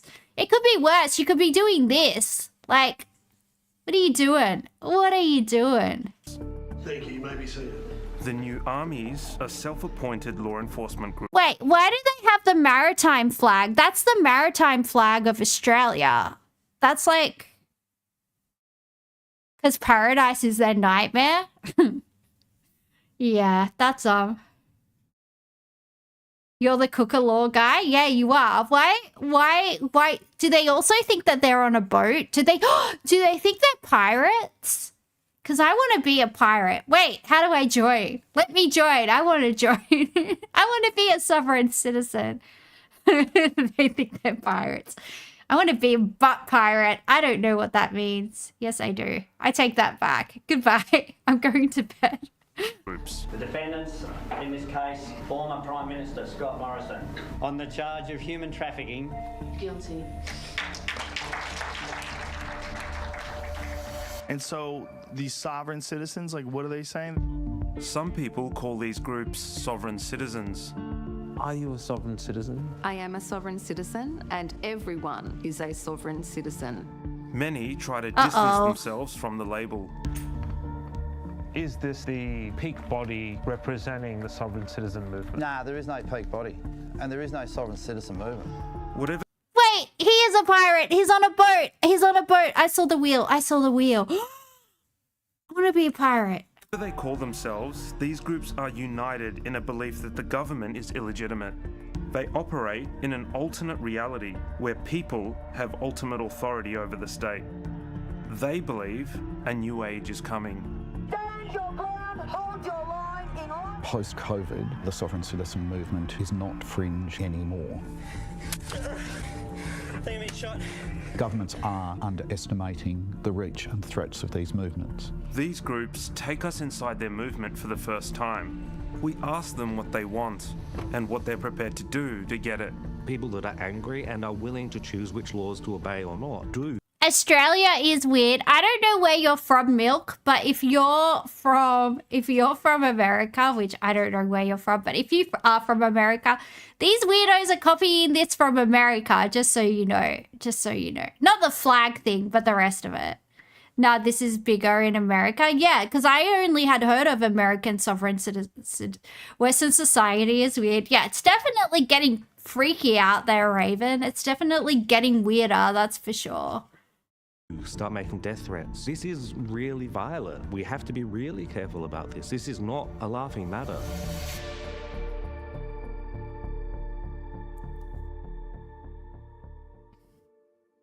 Ooh, ooh, ooh. Just wave to a cop. Here he comes. I just need your driver's license. You're the driver. I'm not driving. Driving is a techno term for in-commerce. Please provide evidence I'm doing business. What? You might recognize these scenes. But I'm not under your law. Oh, I remember this video actually. Jesus, that's an old one. Are you conspiring to commit murder? In fact, you can't force rape me. Is it your vehicle? During COVID, Yo, what did she just say? What did she... That word has a meaning, sweetie. You have a slight... You have slight panic now at the thought of coming out as trans. It's getting nuts. Oh, I'm sorry to hear that. Yeah, that's gonna be a hard one. Do you have like good friends and family that you think will be supportive of you? I mean, there's always gonna be people in society that are gonna be dickheads, unfortunately. But I think if you've got like a good support system of close people around you, you know, we believe in you, Raven. We believe in you. You can do it. a group of people started broadcasting their clashes with police. Travelling in my private property. No, you can call it whatever you like, but I'm telling you, you're driving a motor vehicle in Victoria. It's easy. Oh, whoa. You're under arrest. Please state your name and address. The common law does not require... Please state your name and But I bet you, like, as soon as, like, they hurt themselves or their kids need to go to the emergency room, they're more than happy to go to the state hospital. They're more than happy to drive on the state's roads, use all the infrastructure. But, yeah. Oof.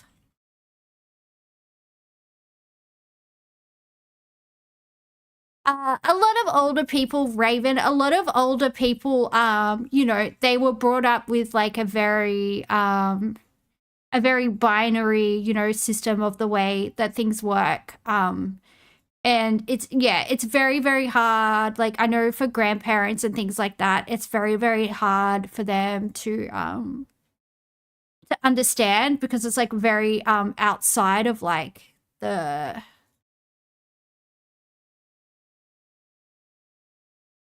I guess the very narrow way like that they grew up. Your grandparents are so much better than him. Aw, your grandparents sound really sweet then. They must really love you and they probably worked really hard to understand and support you. So that's really cool. Maybe your dad's just a dickhead. I mean, I hope he comes around. I hope he comes around and can support you. But you know, I don't really know what to say, man. That's so tough. But yeah, you only have one life and you have to be true to yourself and do what makes you happy. You know, you don't live your life for other people, live your life for yourself. It's the only way that you can really be happy. So yeah. It might be hard at first, but in the end, you know, living authentically as who you are, you know, will ultimately make you happier, I think. So, you know, we'll be thinking of you and we'll be we'll be hoping that everything is okay for you. So, and you can always come back in chat and let us know how you're going if you want. Oh, the sovereign citizen is coming to get me. I'm scared. She's a robot lady. You're just waiting for when you have housing stability and stop needing him to house you? Yeah. Do you think he would kick you out or you just would rather? Yeah, look, I have a very, very, very abusive mother. So I left home when I was 17 and I don't even talk to my mom anymore, but yeah, I definitely understand needing to get away from a parent that's toxic. I definitely understand that. So yeah, it's definitely a lot better where you don't have to feel like you're walking around on eggshells. That's a really bad way to live your life. So yeah, I hope you're able to get housing, be by yourself, be independent, and just be able to live your life the way you want to. That would be awesome. So I really hope that's how it works out for you. arrest. Let me put it to you that acts only apply to persons, to fictitious people. I'm a living man. Do you agree that I'm a living man? You don't have consent. I don't know, you might be a robot. If you break my window, open it up. If you break my window, no, you are trespassing against my property, sir. But what starts as a bold declaration of freedom from the law can quickly turn to financial ruin or imprisonment. You're on my property, mate. I'm asking you. I'm on your property because we're impounding your vehicle. I want to meet the man in this video. You're breaking the law, fellas. I know the law.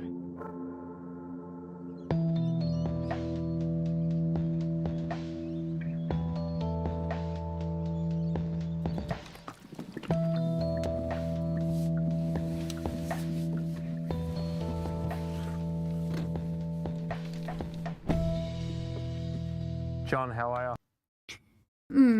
And just reading what Raven said.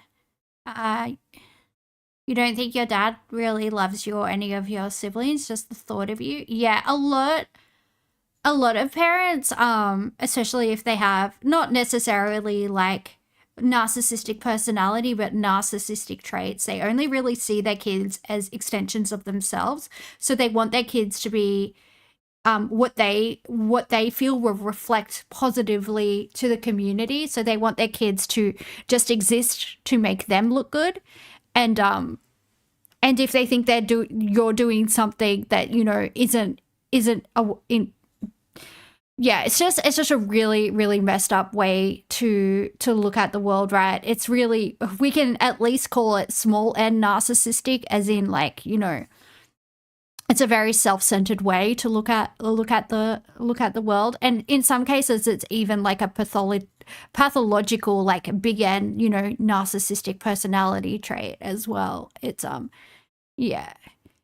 Your younger sister is a dead ringer and his favorite. Well, yeah, that would indicate that that's probably he's probably using you guys as a proxy, for his own ego. A lot of parents are like that. My mum used to abuse me when I was little because when I was born, her family said that I was ugly.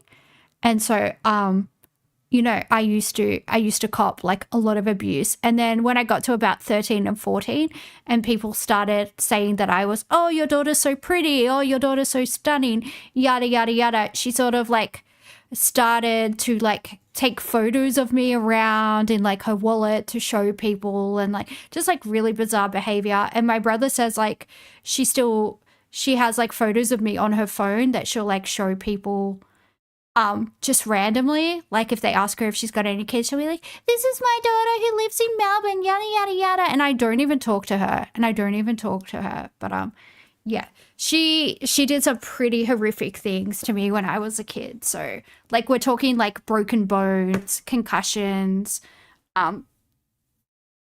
pretty extreme abuse. So I do know what it's like to have a shithead parent for sure. When you were little, he was always at work and you didn't know what he was like. Yeah.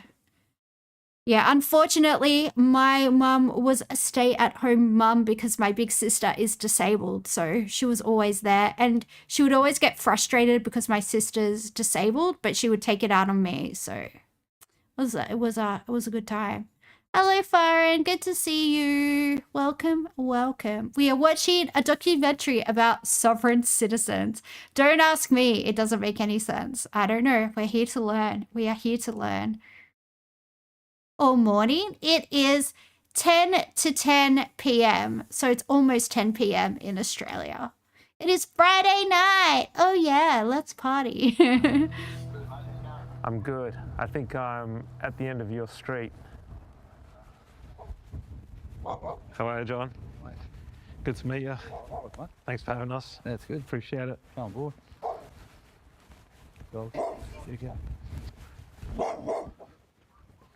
One-time law student John Quaremba lives on a houseboat docked on Hindmarsh Island.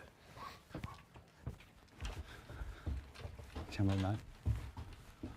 Thanks for having us. So it's pretty basic, anybody?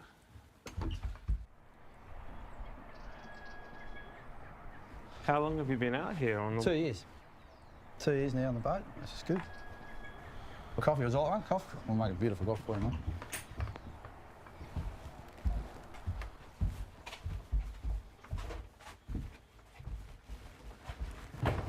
From his boat, John is waging what he calls lawfare against the system.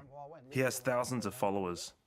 I think what I see, and I said to you, it's like a quasi-civil war. Damn, it's like a paper war. You know, sugar? That would make sense because we're Australia's east of India, so it would make sense that we're about 3.5 hours ahead of you in India. That would make sense. John is so uncomfortable. Yeah. What does one-time law student mean? Does that just mean that you went to law school for like, you just did like a semester of your degree? Or does that mean that you have a degree? Like what does drop out? It means to drop out. Okay. So I am more of a legal scholar than this guy then, because I finished. Yay. When COVID border closures kept him from visiting his mother, John began questioning the government. My mum was, you know, she was getting cancer treatment. She was in stage 4. So when we weren't able to see her, that was profound, because it was the first time that I thought, wait a second, I thought we were one country, like a federated country, and they closed the borders. And we were like, and so that then really started making me question the law. We are a federated country. The federation is that the states form the Commonwealth of Australia. You can literally read the Australian Constitution. You could read the Federation Act of 1900, like, or 1901. Can't remember which now. But anyway, you can read it. It tells you how the country's structured. It's very well documented. It's very, very, very well documented. And I did always want to sort of study. And at that time... but you also really you wanted to see your mum, right? I really wanted to see mum, yeah. So I went over. I broke the law, you know, that they said there was at the time. And that was pretty tough. This is the thing that, you know, I didn't get vaccinated. I didn't wear a mask. I was ostracised in my community. I had pretty strong beliefs about what was going on. We haven't had any accountability, and the people are still angry. Under the surface, still bubbling. That anger is still bubbling. Do you want to hear something really sad? COVID didn't affect my life at all, apart from like the working from home thing, because I've been way too sick to have a social life for so long. I remember like my friends all talking about, like they were telling me, I met up with a bunch of my friends a while ago, and they were all talking about how hard COVID was for them, and they had to get counseling and yada, yada, yada. And I was like, oh, it was like actually a lot better for me because of my like immunosuppressants. I was able to get like priority home delivery because like I had a letter from my doctor that I like sent to Woolworths, and they gave me like priority delivery. And yeah, it just made my life so much easier. COVID ruined your last year of high school. It was the last thing that made you crash hard. Yeah, a lot of people found it really hard. But because I've been so sick for so long, I haven't like really been able to have a social life or like do anything. So doing everything from home made it easier for me. Because I don't really talk to anyone from like outside of my immediate household. Work carried on. You gotta love working at Woolies. I do. Woolies does have the best bakery. Woolworths bakery shits all over Coles bakery, I have to say. Although I do really like the yellow donut from Coles. That's the only thing. But everything else at Woolworths is better.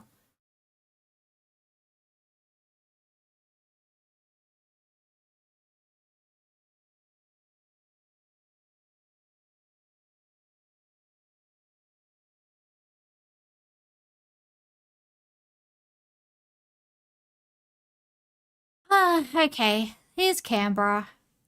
The Illuminati. Look. Do do do do do do. Do do do do do. anger over COVID restrictions reached a crescendo in 2022 during the convoy to Canberra. Stand your ground, hold your line in light, in love and peace, and lawfully. Oh no. Oh no, the cringe, the cringe. It would It's become running through the my largest soul. protest ever held on the steps of Parliament.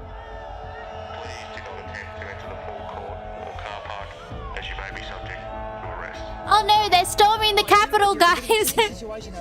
John Oh, took not on the leadership him. Oh, not Avi. Oh, not old mate Avi. Oh. Do you reckon I could take him in a fight? No, actually, he'd probably snap me in half. Let's not try. Let's not try. I would like to see him. I would like to see him get punched in the face, though. That would be mad fun. I can still hear the excitement in your voice. Oh, but it was because I didn't know what I was getting myself into. I didn't know. I thought I was just going there to be a protester, like everybody else, just say enough's enough. But then what happened when I got there, really quickly within sort of 48 hours, I found myself like right at the tip of the spear. Unit, forward, forward. The protesters were kicked out, and one of the organisers was arrested when police found his loaded sawn-off rifle. The convoy was over, but a new movement was born.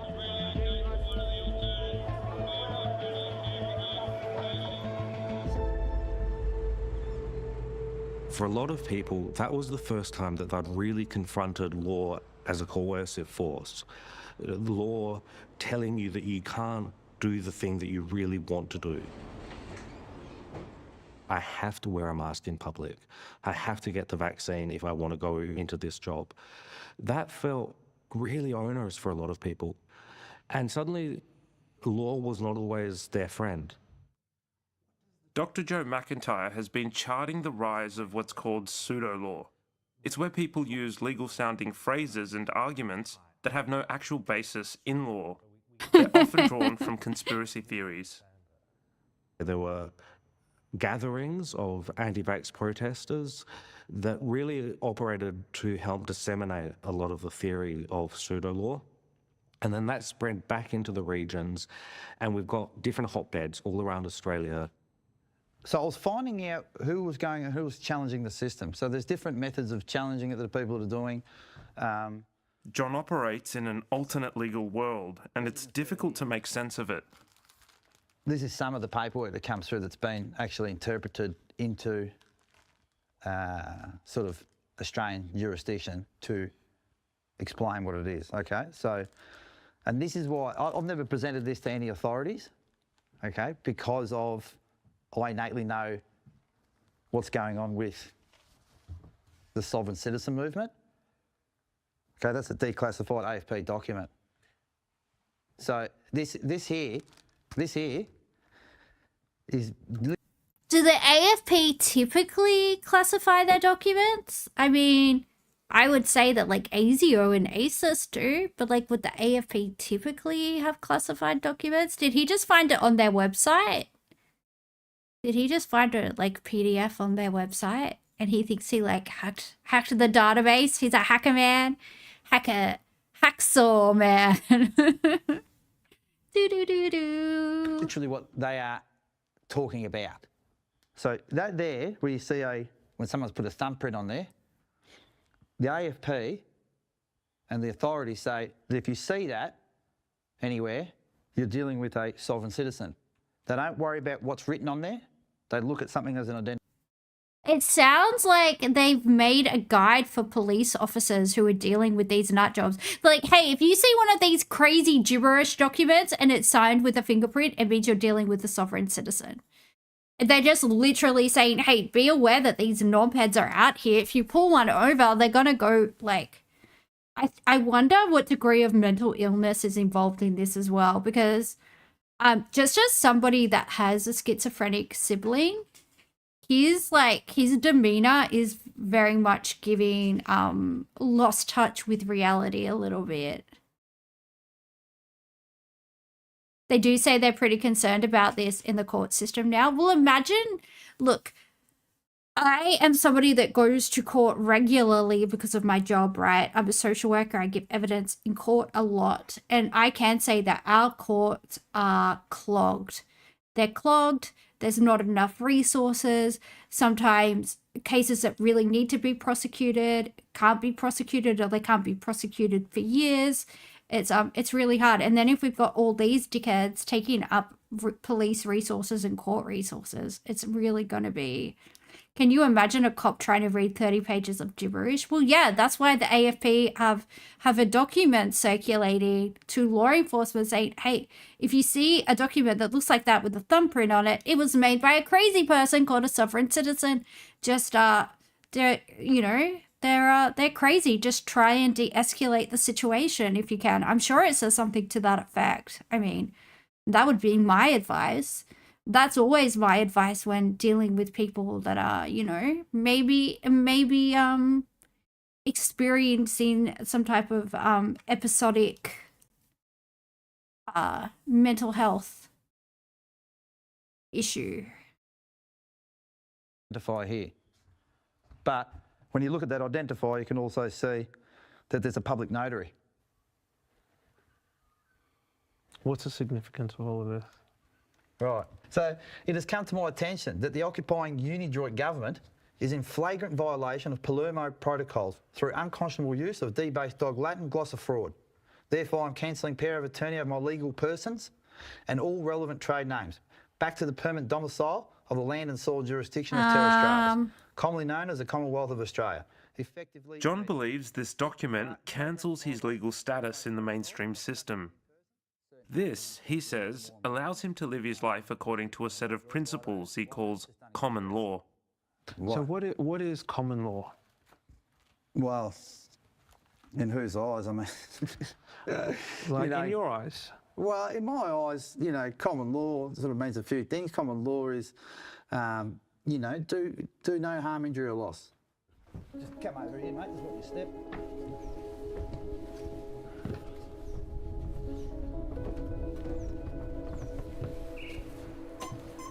The way these groups use the term common law is different to the way our legal system does. Yeah, just a little bit. It empowers them to operate under a natural, God-given law that is superior to any of the rules that govern society.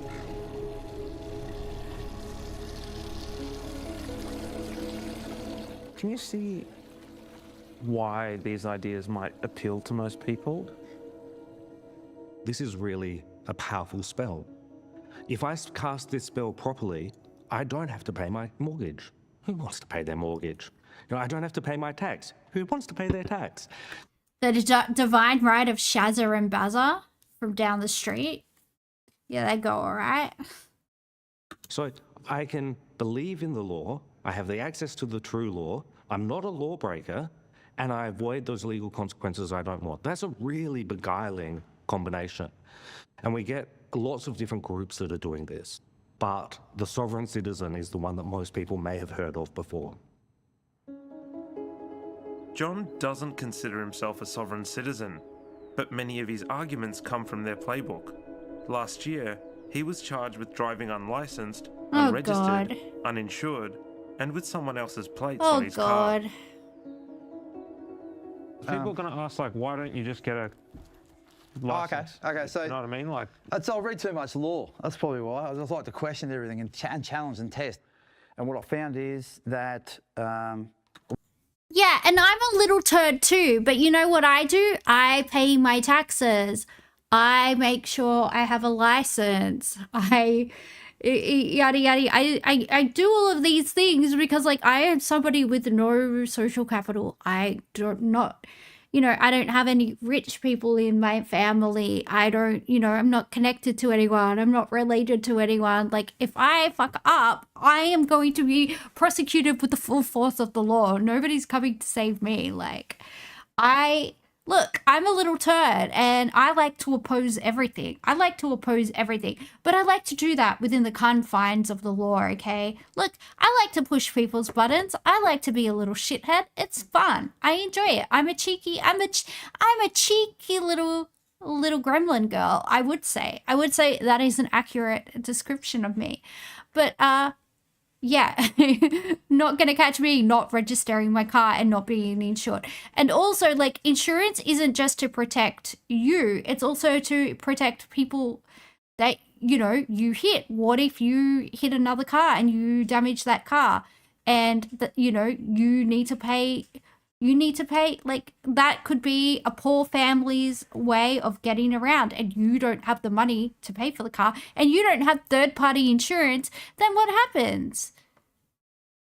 Then what happens then? It's not all about you. You pay rego and you pay third-party insurance and all these things, not necessarily for you, but for society. Like, that's how these things freaking work. You little weirdo. You little weirdo. His jumper says hood law. Yeah, this guy's mad hood on his little boat in the middle of paradise. That's so hood, bro. That's so Once we start hood. applying the rules like everybody else does, like the barristers and the lawyers do, is that we start to have success. There is absolutely no legitimacy to any of it. And that has been found by courts at every level and in every state in Australia and at every... Is that the University of New South Wales? It looks like it. I went here. Yay. That looks like Upper Campus, if I am not mistaken. Every level and in every country in the world. Nope. Before he was Dean of I am Law at wrong. Southern Cross University, David Halpern was a magistrate in New South Wales. He remembers when he first encountered sovereign citizen Well, I guess they've been building those lecture theatres at a few places. or pseudo-law arguments in his courtroom. A smattering of people came before me talking what I thought was an entirely different legal language, which was along the lines of, I am not that person, you must capitalise my name, you have no authority to sit there, you didn't take an oath, I have a right to a trial by jury, and sort of a mishmash of what we now know as sovereign citizen views, theories and approaches. These groups are no longer an occasional administrative headache. Yeah, the thing is, if you want to set up parallel laws and a parallel society, you kind of need the numbers to do that. And you kind of need the infrastructure to do that. You can't just say, oh, I've invented a whole new society. It's like, you know, when you're a little kid and you want to like, oh, I invented a fairyland and yada, yada, yada. And then you try and make your parents like, and your siblings live by like this new law that you make, and you give them all names and stuff, and they're like, no, you little weirdo, go away. And then you're like, oh, I can't make people play games, like these very restrictive games with these very strict rules that I play because they don't want to and they think I'm weird and they don't want to play. But like these people never grew out of like that phase, right? You know when you have you're babysitting a little kid and they'll like come up with this convoluted game that makes no sense and you try and play it with them, and then you eventually have to say to them, hey, I know it makes sense to you in your head, but this isn't actually something that's a viable game. It doesn't make sense. It's very erratic. It's very all over the place, and you're just making and changing the rules as you go along. So, you know. For courts. We've confirmed they are now a top concern within the judiciary today. A few weeks after we met John, we join him as he faces the Adelaide Magistrates Court. John, good to see you again. Yeah, likewise. What's your charge? Well, the charges are minor driving matters, just driving offences. Did he just say drunk driving? Drunk driving is not a minor matter. Not only did you put your life at risk, you put other people's lives at risk. I'm sorry, that's not minor. Drink driving is not minor. What if you orphaned children? Or what if you killed children? What if you hit a family car and you killed a family? Or you killed, parents who have young children? Like, no, drink driving is freaking serious, you gronk. Take some responsibility for your actions. This is a man-child that doesn't want to take responsibility for his actions. So he's made up his own little rules.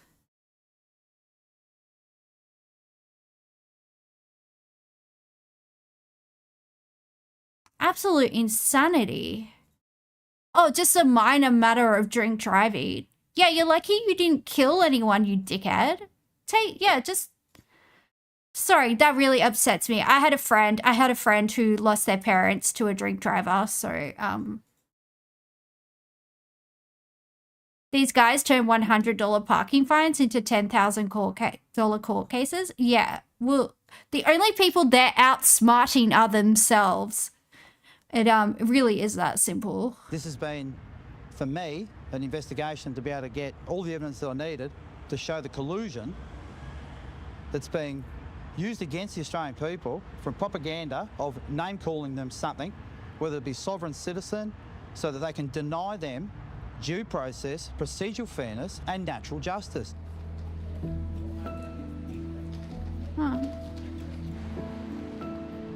I go in to watch.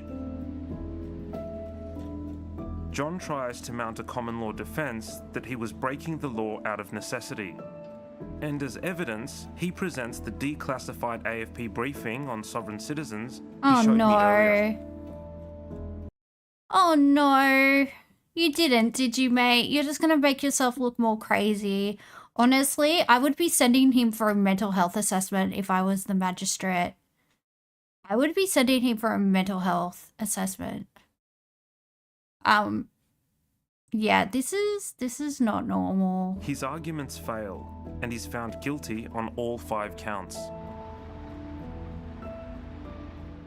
How do you feel the judge found you guilty on all 5 counts?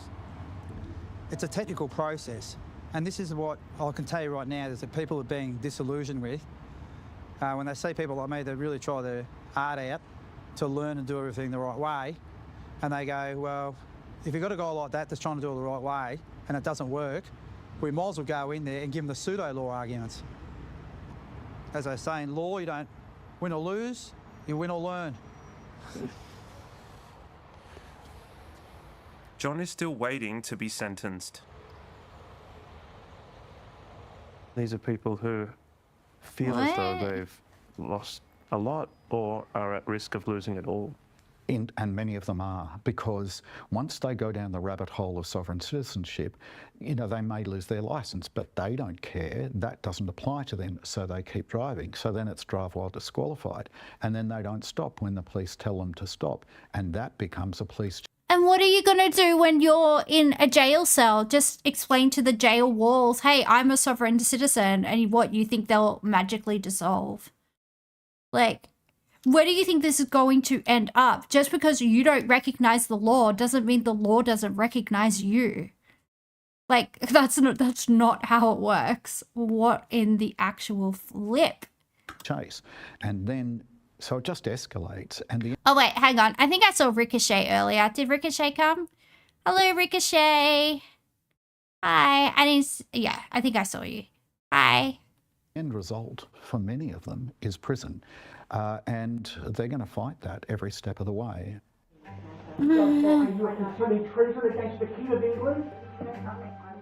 Threats to judicial officers from pseudo-law adherents are real and rising. You are now charged, you are under arrest, you are training in necromancy, you are in treason. What? Necromancy? They're bringing dead people back to life? I thought I was the only witch in the chat. What the heck is happening?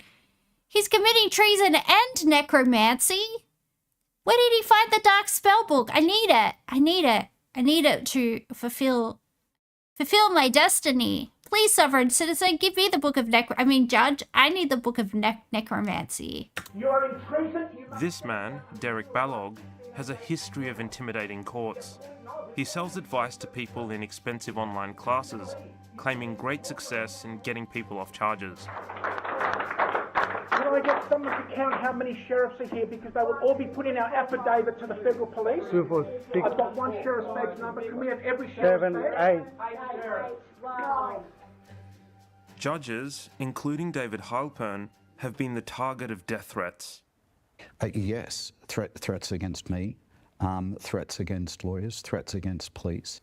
There was a person who regularly appeared before me in a court charged with a whole range of offences. And he had been mounting sovereign citizen arguments, which I had been dismissing and convicting him. And then he bailed himself up in a house, indicated that he was going to kill anyone who came for him, and kill the judicial officers, not just me, but others who'd been involved in his case. That means increased protection at your homes. Your family have to be alerted. There's increased security measures in the courts. Those things take a toll on you as a judicial officer and as a person, as a parent. Yeah, like I said, I think there's a lot of vulnerable people and a lot of people with mental health issues who are being sucked into this. And maybe even developmental issues because, you know, developmental delays because to a person of average or above IQ or a mentally, you know, healthy person or a person that, you know, is not disenfranchised from society. This just all sounds like gobbledygook. This just all sounds crazy because it is.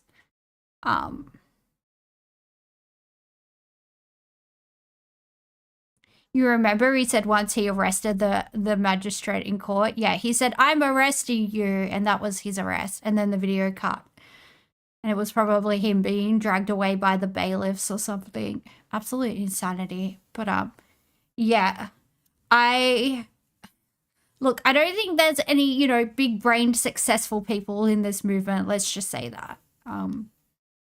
I think, unfortunately, the people that are falling into this movement are probably like very vulnerable and he's never won a case. Well, he can't win a case because he's arguing for things that don't exist within our parameters of a legal system. He's invented a parallel legal system and you can't do that. You can't just create your own parallel legal system and then ironically his sister is a lawyer. Yeah, he's probably heard the terminology that his sister uses and just puts it all together not knowing what it means. Yeah, that's terrible. These kinds of threats have the capacity to become violent. They're saying that their laws and their rules and their orders override the legitimate ones.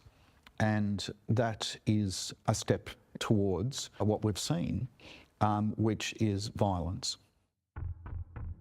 Oh no. The US has seen a cascade of violent incidents involving sovereign citizens.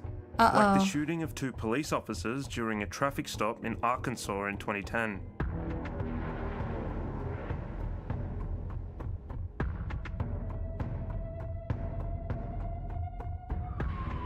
The heavily armed assault on a courthouse in Georgia in 2014.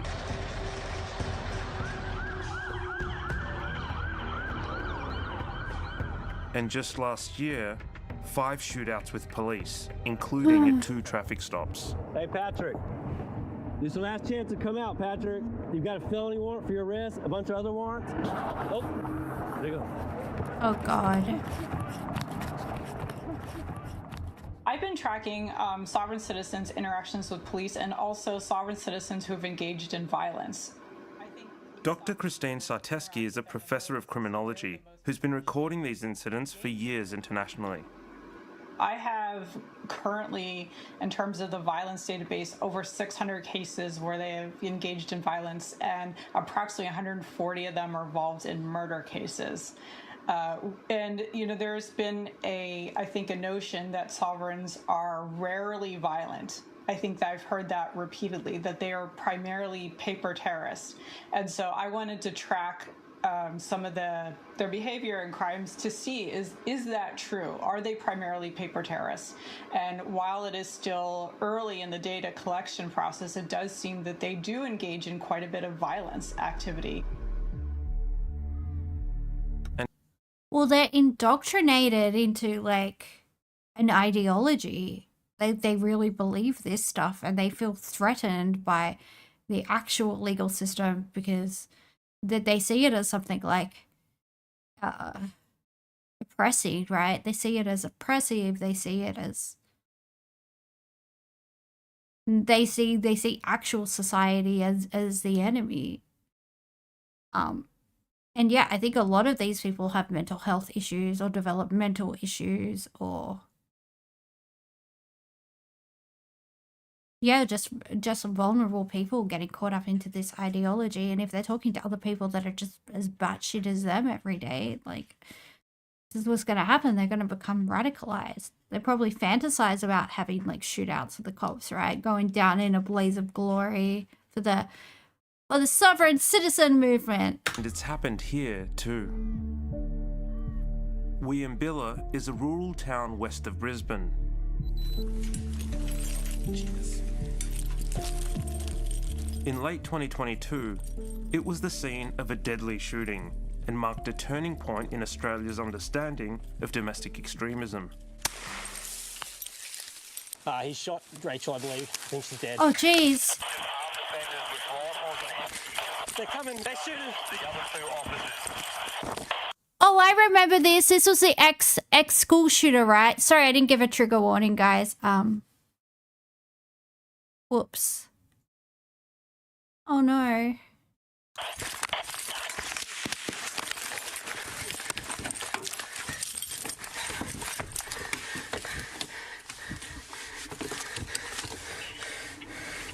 Fuck.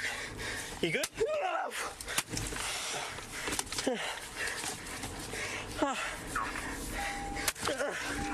I think I'm being shot.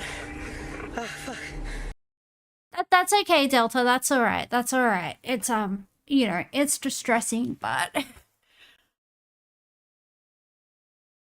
yeah, I might edit it. I might edit it out after we're done. I can edit it out, so yeah. Oh, I like it. I know it's just like a knee-jerk reaction to ask someone if they're all right, but the poor woman is in so much pain. Oh. 2 police officers and a neighbour were murdered in a premeditated ambush by Gareth, Nathaniel and Stacey Train, who adhered to a Christian extremist ideology. The attack bore the hallmarks of sovereign-style paranoia, distrust of state authority, rejection of legal legitimacy, and the belief that violence was justified in resisting tyranny. Some of the people we spoke to for this story described the trains almost like martyrs for the freedom movement. After the shooting, Queensland Police and ASIO said the Train family were not sovereign citizens. It highlights a problem with trying to divide people into narrow groups when they seem to be part of one common cause. If authorities fail to recognise a broader definition of anti-government extremism, they could miss the true extent of this evolving movement. People that we've spoken to are really trying to distance themselves from the sovereign citizen label. I have seen that as well, the shift away from the term sovereign citizen, and I think it's primarily because there is a belief among many sovereign citizens that their governments have labeled them as terrorists, and they do not wish to be seen as a terrorist. They don't regard themselves as such. Is it a rebranding, or do you think it's a genuine shift in their ideology? No, I think it's an rebranding. attempt at a rebrand, but if you listen to what they say, everything is what they've always said.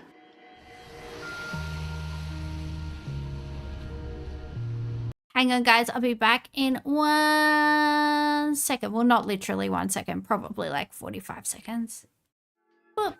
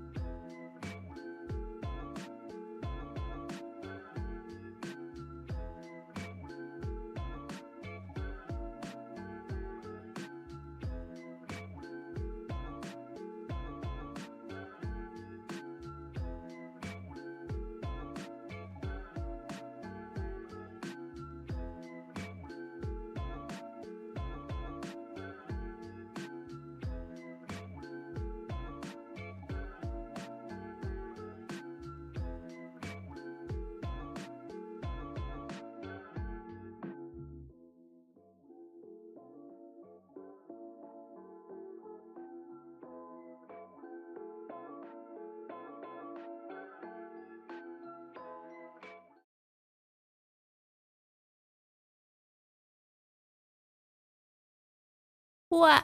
We're in Tassie.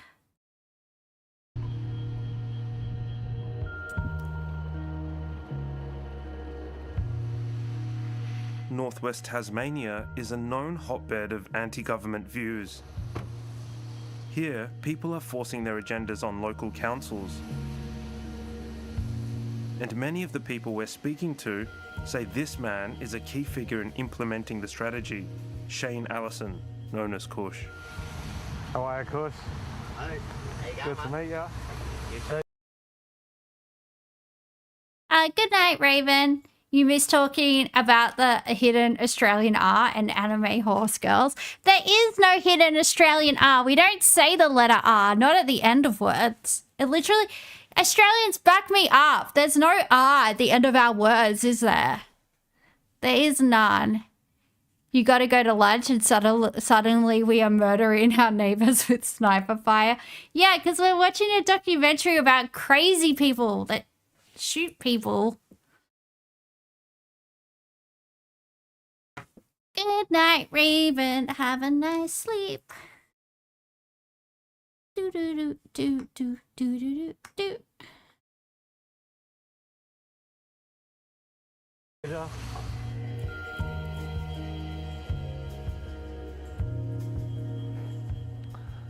So this is sort of where it all started. My grandmother lived up there on the corner of Bell's Parade. And Kush's views range from opposition to wind farms and vaccines to conspiracy theories that politicians traffic children and Jewish bankers control the world. He rejects the term sovereign Hi, Oma. Good to see you. citizen. it's a total oxymoron.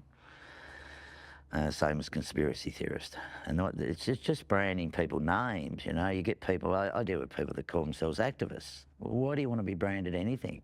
But there is an umbrella of frustrations that these community members all feel together. Umbrella's probably a good word rather than a bracket. And yeah, they all feel disjointed, not getting, just being respected for coming in as a community meeting. Kush believes the best way to challenge the government is with grassroots action in local councils. He's a former councillor himself. You can enact a lot of changes if you have a fair See, he's a former councillor. That's how he's seen the lizard people. That's how he knows they're real. We can trust this dude. That's why he knows. That's why he knows who run the world, lizard people. He knows what's up. He knows what's up. Hashtag David Icke was right, guys. We knew it. We knew it all along. Council and proper debate, and people are voting on their community to start with, and then their region, and then their state, rather than voting for an idealism of a government or an opposition or a party, or what the government's agenda is trying to be pushed. What about the councillors that say they feel threatened when people come into these council meetings in big numbers? If you're not answering the questions and you get gaslit while you're in there, yes, people get angry.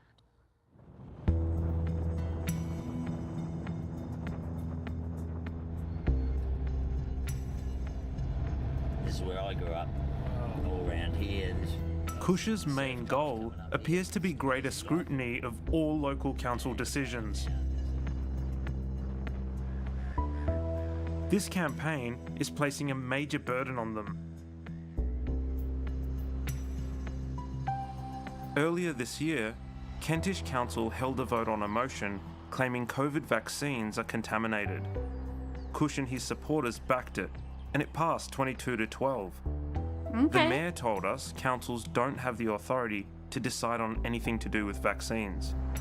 Not really.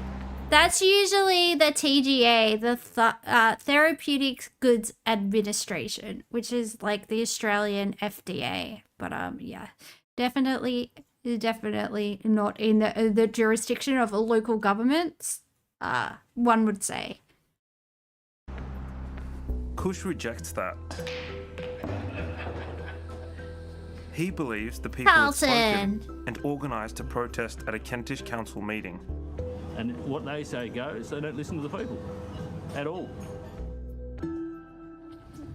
We've got to make it before they shut the back door as well. Round the back door. Hey, we can't get in the front door. We'll have to go round the back. Quick, so they don't. Oh, the poor old ducks are trying to get in there before it closes. Run! 2 of the residents turn up. We need to get mobility scooters for them so they can protest more efficiently. Their poor little old legs can't carry them. I don't know why all of a sudden, now that it's cute old people, I'm like, yay, go the sovereign citizens. But when it was just like some like dickhead on his boat, I was like, whatever. But now that it's a cute old man, I'm like, what? He's so nice. I don't know. I'm easily swayed, guys. I'm just kidding. I'm not. Or am I? I don't know. I don't know who I am. Despite being banned for what the council says is unacceptable behaviour.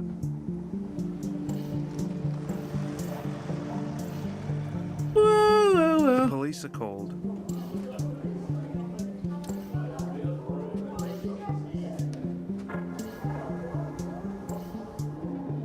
And they're asked to leave. This is the very person. Thank you, please leave. I don't want to do it. Please leave. No, all right, well, let's go.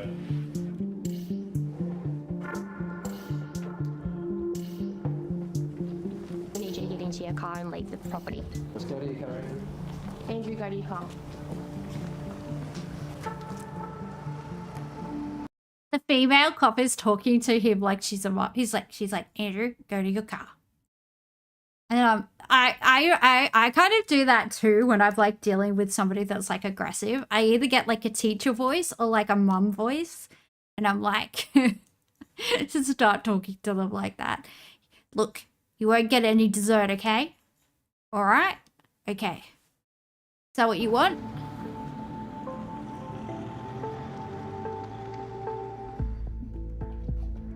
Kush's strategy is part of an organised effort spreading across the country. In Victoria, sovereign citizen-linked groups have bombarded local government with so many petitions and protests, they've had to cancel events and ban the public from meetings. In Western Australia, intense lobbying has pushed more than a dozen cities and rural councils to consider opposing COVID rules. And in New South Wales and Queensland, one group even walked into council and police stations declaring they no longer held any jurisdiction.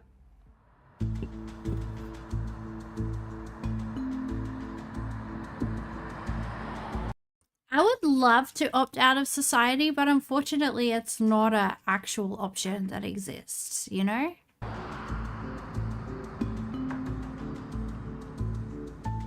In Western Australia, I've come to meet a group that takes commitment to people power to a new level. Oh, they're wearing purple. How are you? I'm Alan. How are you? The Sovereign People's Assembly of Western Australia is a self-declared common law group that has set up its own court. Oh no. It's even appointed its own common law sheriffs to enforce their judgments. Uh-oh.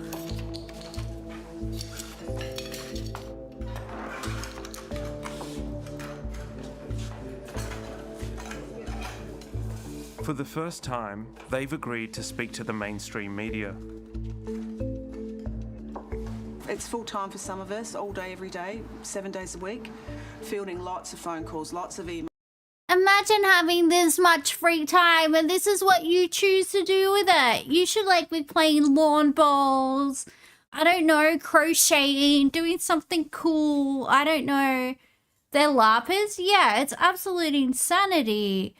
Like, you're working full-time but doing nothing. Volunteer, like, contribute to your community. It's such bizarre behavior. Like, they do this full-time. Imagine if they were at, like, the soup kitchen full-time, or... You wonder what pay and benefits they get? Oh, they get the joy. They get the joy of liberating us from the oppressive Commonwealth of Australia. So, there you go. Emails, queries from all over Australia, all over the world now as well. Pandy. Oh, coffee.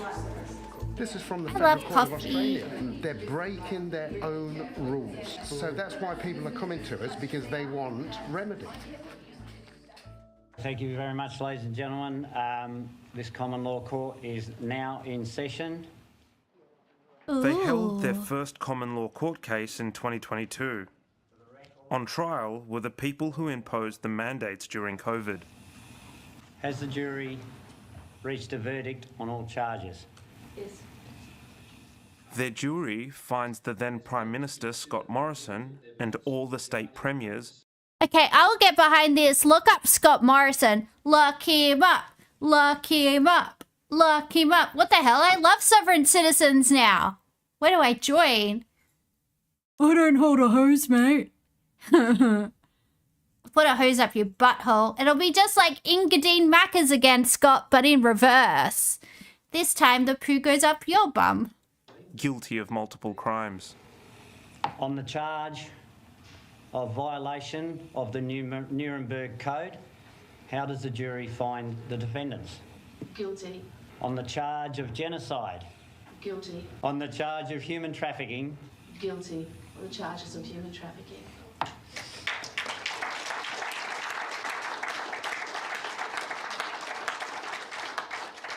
After a really good lengthy discussion, the jury have agreed that with all the defendants on the charges of fraud, they found Scott Morrison guilty of human trafficking. What the fuck? Remedy will start off with a minimum of 30 years for each defendant. Duly noted. The people have decided, and that is it. Clapping, we're clapping, yay. I'm keen to ask the adjudicator, Alan, about the court cases. When the common law sheriffs sentence someone like the Prime Minister, is that just symbolic? Is it just for attention, or are you serious? Are you seriously sentencing them? Yeah, they do seem to be very selective about what they recognize and what they don't, and it's not congruent at all. It makes absolutely no sense. It makes absolutely no sense. They've come before a jury, and it is serious, yes. Yes, they've committed crimes. If you look at the recent COVID, one of our first major cases that we had was in a common law court with a full jury. And we heard the evidence as set out. There's no judges or magistrates in there. There's just an adjudicator and the witnesses. Yes, when they're found guilty, they are found guilty of a charge, and they could get a jail sentence or a fine. But once again, we can't impose that at this stage because the police won't recognise our court orders. The only tools we have is psychological. And jails. Sorry, and jails. Well, jails is another thing. I'm not going to, I don't think we can lock them up in our back garden somewhere. So, but on these people, it's a psychological message to them, and they play games with the people basically. I care about you. Two of their common law sheriffs were recently jailed for contempt of court. They're still rattled by the case. The sentencing judge described the group's ideology as extremely dangerous, adding that dangerous ideas breed dangerous people. You've had two of your members wind up in jail. Absolutely. How did that feel? Devastating. Absolutely devastating. In the conversation, Nah, he got a boner. He got a boner. He wants to go to jail too. He wants to be like, guys, I sacrificed the mostest out of all of us. I went to jail and they weed in a cup and they threw it at me. conversations I'm having, people keep raising their fears about being disarmed. It seems fueled by police revoking gun licenses from people with sovereign citizen beliefs. They fear the police want to disarm the people so they can control them. Who's got all the guns? And it's no time in history has a population been disarmed, has there not been genocide? And this is what they're doing here now. And I mean, talk about conspiracy. When we have all this information and we're presented to the authorities, I mean, we've asked for an audience with the commissioners, we've asked for an audience with politicians. They won't answer questions because they can't. Uh-oh. Then Alan makes a call for more guns. I know that You know, as far as having a population that is... You know why they want to disarm people that they know belong to the sovereign citizen group? Because it's almost like nationally and internationally, you guys have shown yourselves to kind of be a bit trigger happy, to kind of like to go pew pew and shoot people. And look, there is some element to mental illness to this, right? Because you can disagree with somebody politically, right? But you can still kind of see that like they have a cohesive like political belief that makes sense and could fit within the framework of society. Or even perhaps their political framework is that they want to just burn everything to the ground and start again. At least like that's some type of like tenable, like feasible idea, you know, no matter like how extreme it is, right? There's a lot of extreme political ideologies that you wouldn't necessarily say that a person that believes that is mentally ill. Perhaps you would say, you know, they're a bit extremist or something like that. But this just doesn't make sense. This just doesn't make sense. It's so illogical. It's just, you have to engage in magical thinking and you have to engage in the suspension of belief. In order for this to be feasible, viable theory, like you have to throw everything out the window. It doesn't make any sense. So I think these people are just either, you know, one of three things or a combo of all three. Mentally ill, very disenfranchised from society, maybe, you know, some type of or some type of developmental disability, because this is not something that makes any sense. Sensible and armed and educated is a good deterrent to not only its own government from enforcing things, but any foreign entity that wants to come into this country. And like the United States, they think about you've got a ready-made army sitting there ready to go that could potentially be difficult for an invader. So, Luke, how long have you been involved in this? After speaking with several members, it's clear Crown Leith Masters is the spiritual guru of the Sovereign People's Assembly of Western Australia. Not the spiritual guru. Lee, are you a sovereign citizen? I am a sovereign citizen, and everyone is a sovereign citizen. And I am a sovereign citizen, and I'm also a starseed, indigo child moonbeam. I was sent to Earth by the Anunnaki to bring you peace and love. And also stop the lizard people, international child molesters, from stealing the goo inside of our skulls. that is worth knowing about, because the media love to put it out there as a spin that sovereign citizen is some kind of cult, something to be frightened of, or some radical movement. It is not that at all. It is simply the architecture between law and legal. So if we look at our diagram, the sovereign lives here in the living, in law, evidenced by the breath. That is the ultimate evidence of living breath. What is the Great Awakening? It is the movement out of one age of 2,000 years, called the Age of Pisces, where we were in guardianship, into the new age, the Delta, our age is ending. The age of Pisces is ending. This is the dawning of the age of Aquarius. The age of Aquarius. Oh no, the hippies are coming. Run, everybody. Run. The Age of Aquarius, which is a time of humanitarianism, where we are totally poised to ensure that all of humanity is looked after equitably. That is the Great Awakening. Uh-oh. That sounds... It's going to try and eat us. But what does it mean? Going to get us. I've just been explaining it to you. As we move out of a legal system where we've been put into guardianship, where we can't be seen and we can't be heard, and then we move back into law where we are seen and we are heard, and all of the industries that have been created by the use of our resources, including the government, which is our public servant. It loves to put the word authority on all of its, and on the end of all of its departments. It's not the authority, it's the public servant. We're the authority, the people are the authority working in law.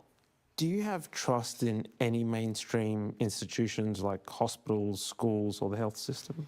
Yeah, absolutely. But we have to recognise that what has been happened, now this is a key factor. What has been happened? In that all of those institutions are managed by our inherent right to resources, which are stored in what is called Cester KV trusts.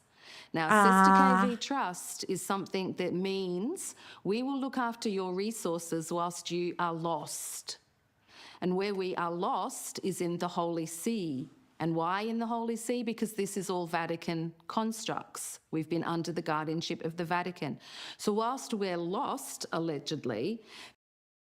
You do need Jesus. I will say that. I will say that. She does need Jesus. Oh. Oh. In the name of the Father, and of the Son, and of the... Should I...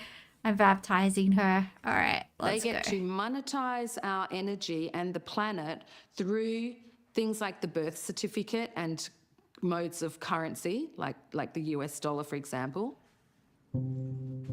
He's like, I'm trying to understand what you're saying, but my brain is short-circuiting. When the Assembly's court or grand jury makes a judgment, it falls to the sheriffs to serve these orders to the parties. Today, they're serving the Western Australian Land Titles Office, Landgate, with documents relating to mortgages held by farmers. How often do you... I kind of feel sorry for them because they don't know how crazy they look, and they either don't have the capacity or they're so indoctrinated, or like, because intelligent people, you know, do get sucked into cults. That people can be kind of conditioned to believe anything. I don't know, maybe during the isolation of COVID, and maybe people went a little bit mad. Like I said, like I, you know, dealt with it better than most because of my health. I am somebody that, you know, doesn't get to do a lot, and it didn't affect me as badly as it affects others, but yeah, I don't know, like, honestly, I know, you know, they're kind of doing some harm, but at the same time, I don't know, I feel really sorry for them. I think they all need to, like, go through some type of deprogramming, like, this is embarrassing. This is embarrassing, and I feel sad for them. After COVID, there wasn't a debrief. Yeah, they did just expect people to get back to just start going out into the real world again without yeah, after a period of extreme isolation. That was going to be hard for a lot of people, for sure. Go about serving people? We've been doing a lot of serving this year. We've put together what we call bundles, which are bundles of documents which have been written by Crown Executive Orders and all the grand jury orders which are applicable to, in this case, or Donna can explain about the farmers we've got. Yeah. Brought evidence to the grand jury. We've had up to 40 or 50 jurors vote unanimously on these orders around Australia. Yeah. Now, what outcomes do you hope to achieve? Farmers get their farms back.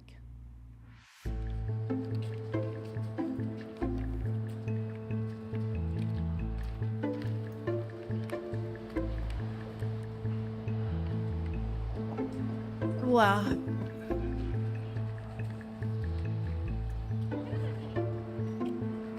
So what happened? The assistant to the registrar come down and spoke to us for a while, and they are going to lodge the documents, not put them on the title, which we would like, but yeah, just taking them and accepting.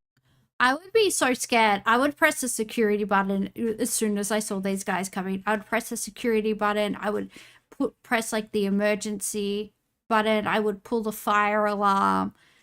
Because the thing is, like, imagine if these people did have guns. Terrifying. Them and having them lodged and put on file, I think it's a good win. Yeah. This is happening all over the country? It is, yes. Yeah.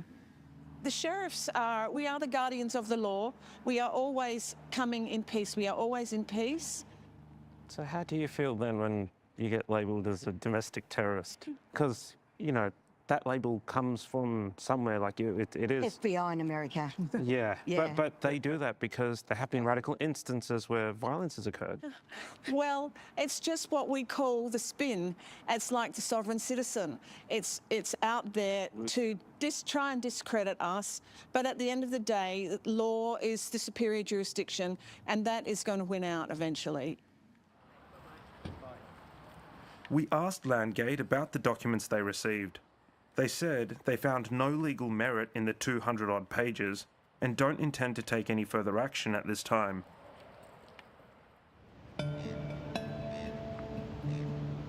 Jarvis Bay! Oh, I love the New South Wales South Coast. It's so pretty. It's so nice. Oh, I want to go there.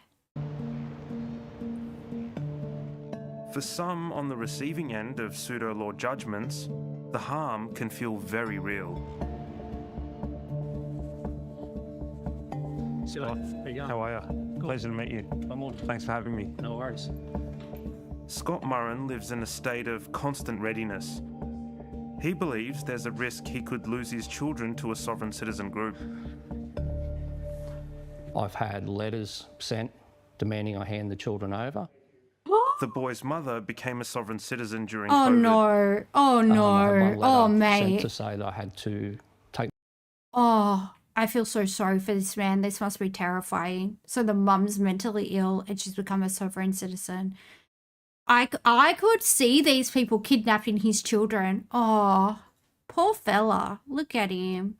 My children to a isolated rural property somewhere in Gympie, I think in Queensland, and hand them over and face a law court up there in which I was looking at life in prison and hard labour. I don't know how they're going to make that happen. I've had threats that their law enforcement officers, spelt LORE, or their sheriffs, would come and take the kids and return them to their mother.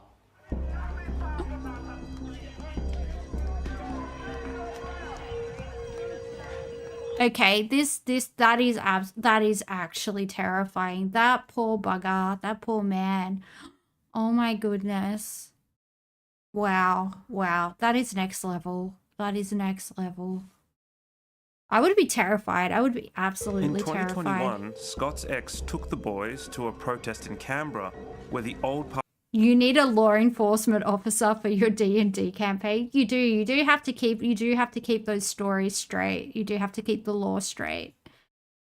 It's like these people just discovered homophones. They're like, well, when they say law, L-A-W, they really mean law, L-O-R-E, the ancient knowledge of the sovereign citizen. What the heck? Parliament House doors were set on fire. Oh.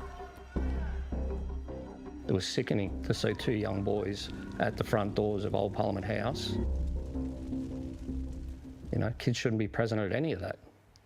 What kind of steps have you taken to protect your kids? Lots. I've got friends that regularly patrol past our house day and night. If any suspicious vehicles or persons around, I'm made aware pretty quickly. I've installed CCTV cameras. I've had to put trackers on my youngest son. Aww. So the two dots there show the boys still at school. I'll get a phone call from Tyler at the moment he gets on the bus or just before. Once I know they're on the bus, I'll track them all the way until they get here. It's generally about 15, 20 minutes. I need your most senior on duty. Scott's ex is Helen Delaney.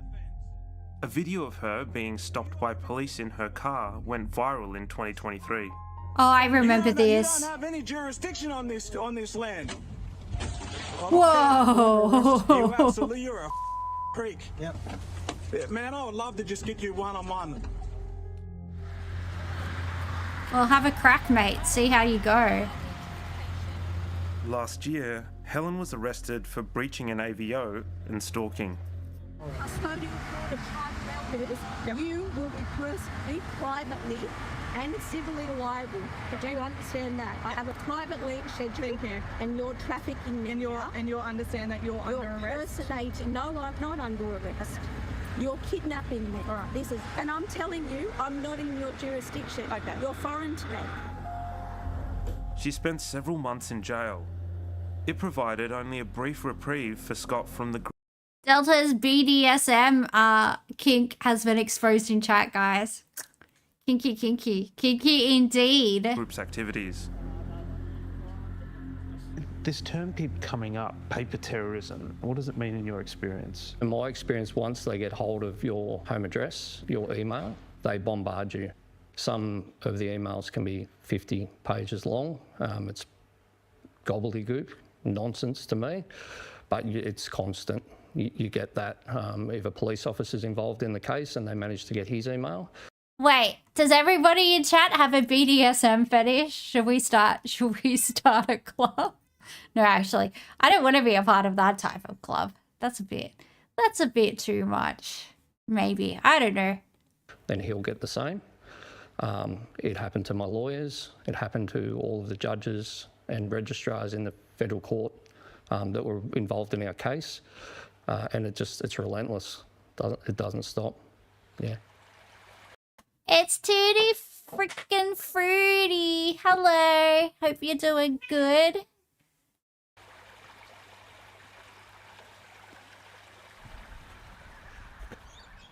Oh.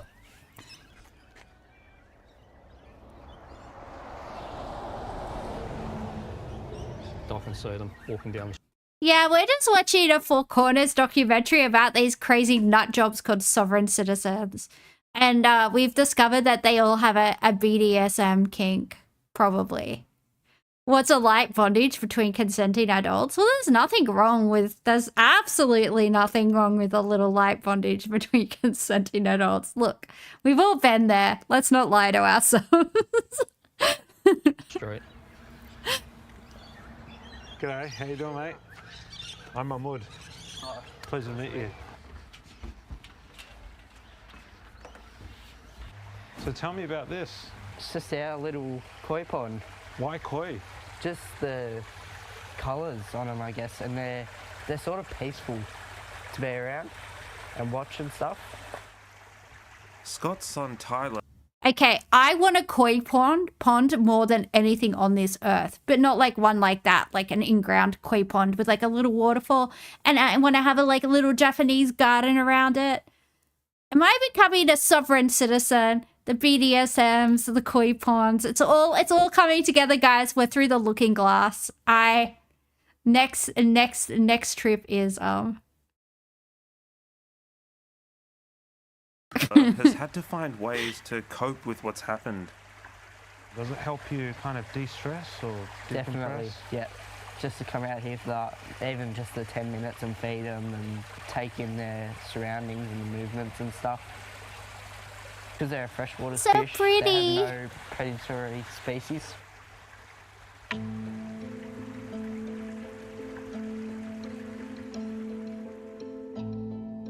This growing wave of anger aimed at our institutions is quietly spreading in communities across Australia. The broad ideologies of these groups are hard to classify, making it difficult for the authorities to measure their true impact. As these groups grow increasingly frustrated by a system they feel alienated from, and as their tactics against councils and courts fail, the risk of violence increases. Once you start feeling angry and you start saying we can pick and choose which laws we obey, well, I'm going to keep some guns in the back garden. I'm going to start making threats to people. Why would I obey those sort of laws? And so we get some really dangerous threats. We have seen violence. Internationally, we've seen murders. We've seen the Reichsbürger movement in Germany tried to mount a coup. They tried to overthrow the government. Like, this is really violent.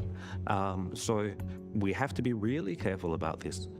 Are we dealing with ideology here, or is it something closer to faith? Myself, I think it really is akin to a cult. It's a cult. It's 100% a cult. Exception of the. And besides the BDSM, besides the light BDSM, we do not support this in any way, shape, or form. We disavow. We disavow. And the koi fish. We also like koi fish. Reality that the rest of us in society accept.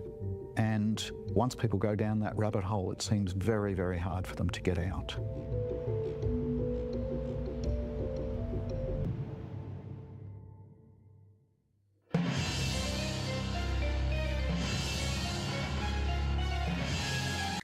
The first time I heard of them, it was definitely with the Americans, but I did see that crazy Queensland woman. I did that. She was the first like Australian instance I saw of it. It was, yeah. Oof. Oof. Oof. It's, yeah. Wow. Wow. That was a lot. That was a lot. Yeah, I didn't realize. I knew that the shootings in Queensland, I knew that they were like some type of weirdos, but I didn't realize they were like sovereign citizen adjacent weirdos. With that farm in Queensland, yeah, that is insane. Insane.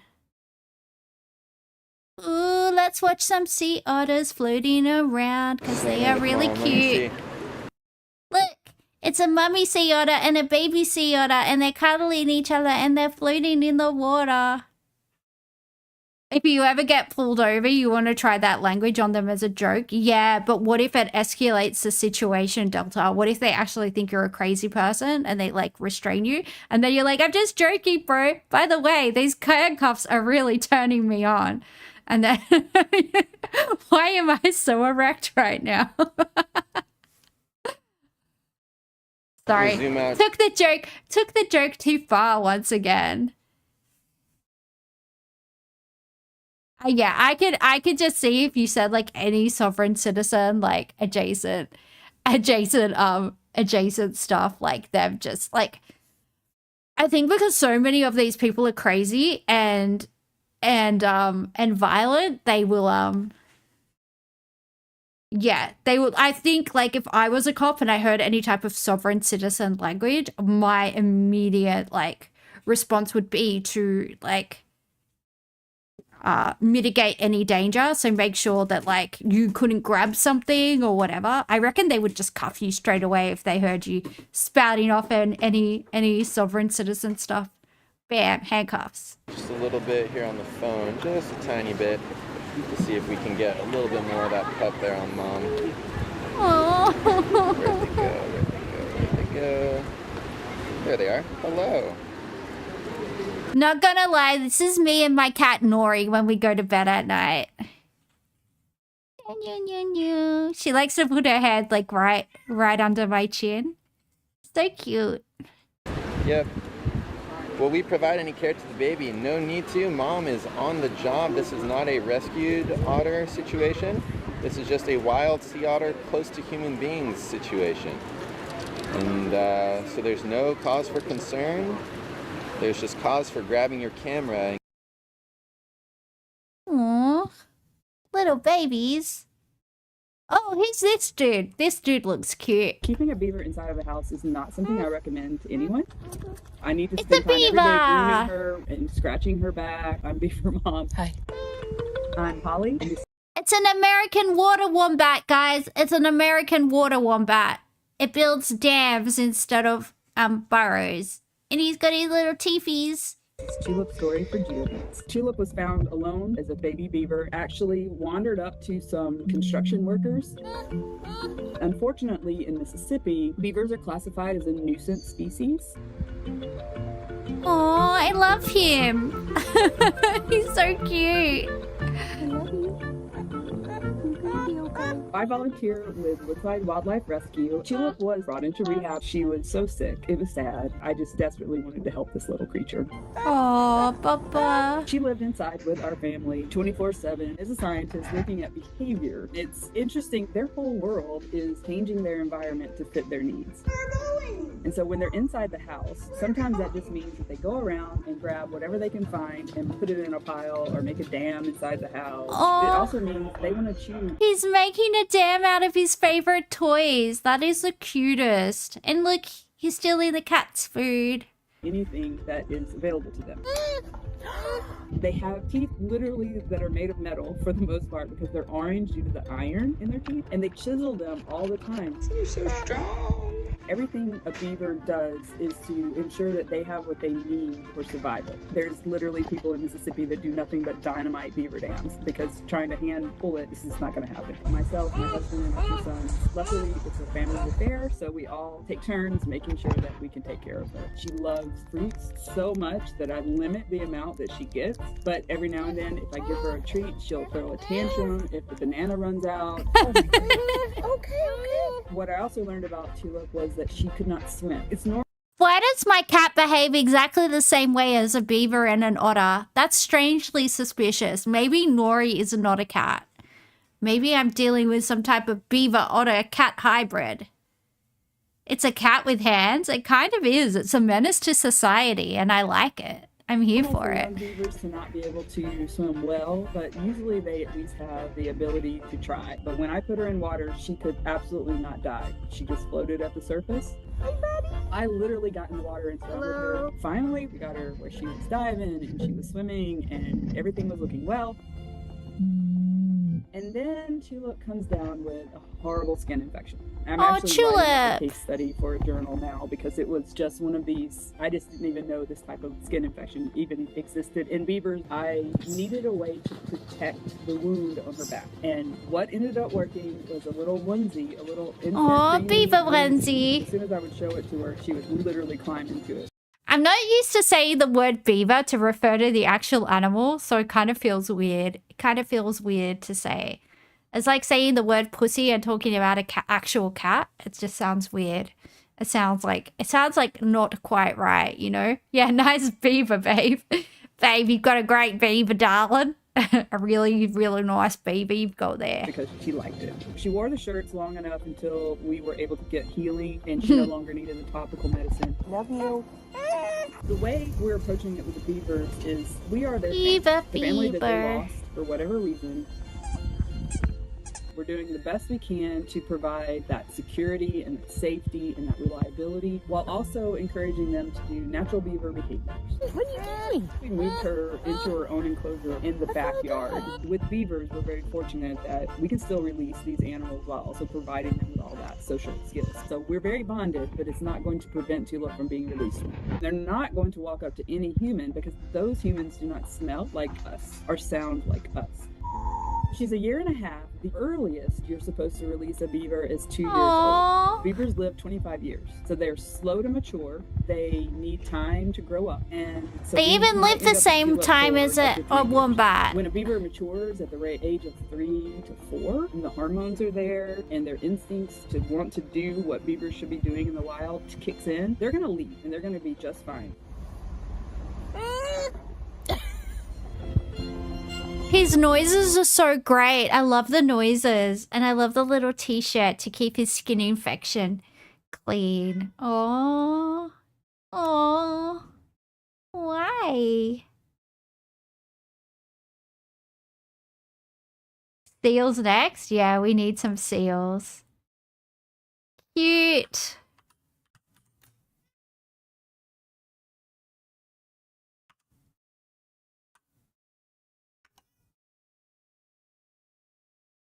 Boop, boop, boop, boop, boop.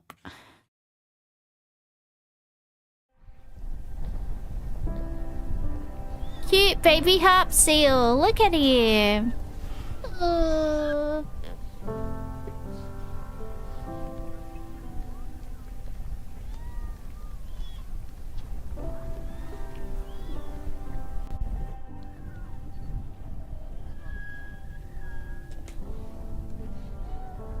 Oh no, I'm in the way. Move again. Hello.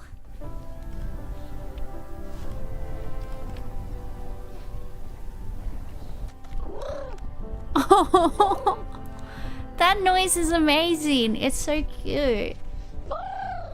Oh, hello.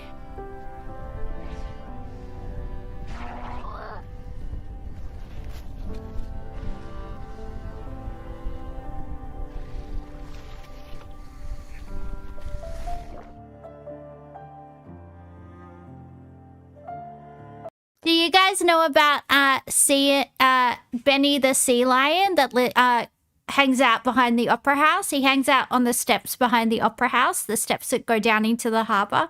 And then he had a baby and he brought his baby to the opera house to say hello to everybody. And his name is Benny. And I like Benny. Benny is a good seal.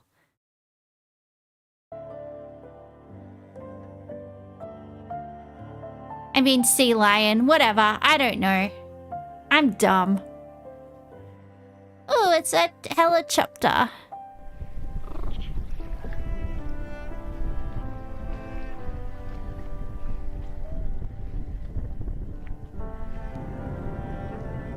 I don't want to have to go to Canada to see the babies.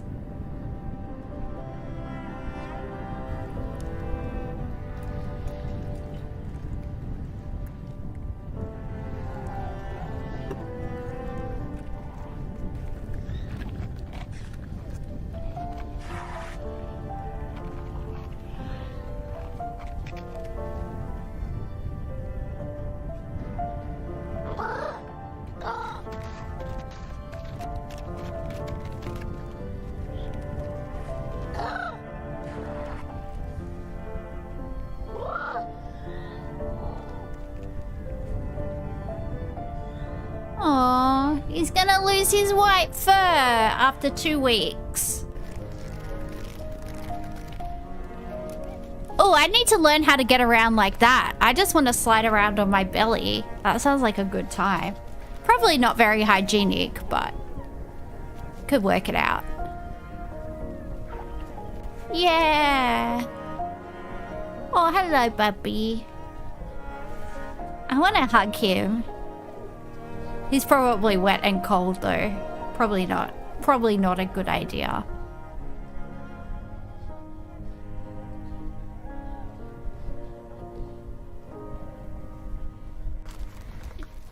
Aww. I kind of feel like this is me when I'm drunk and I'm like trying to get to the bathroom.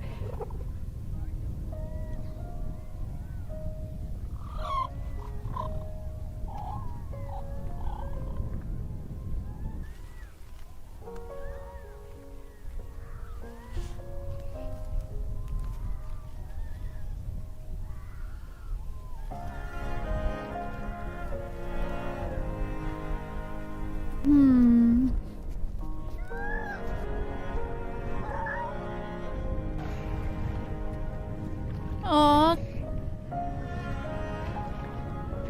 Maybe that's his mummy. Where's his mummy?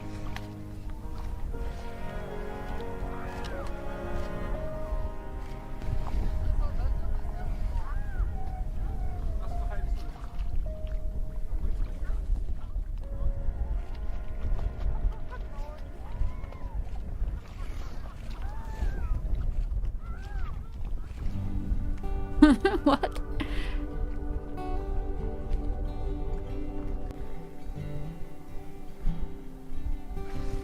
They really are just sea dogs. They really are just water puppies.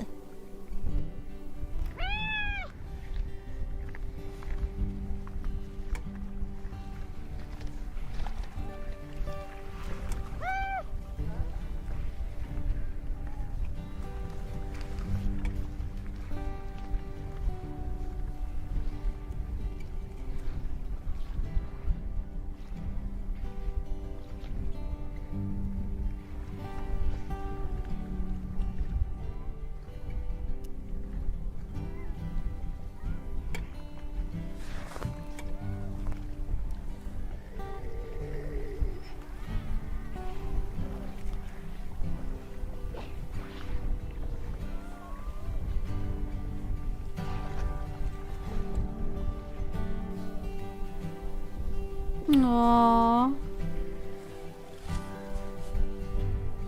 They're very cute. They are very cute. They are so cute. Oh my goodness.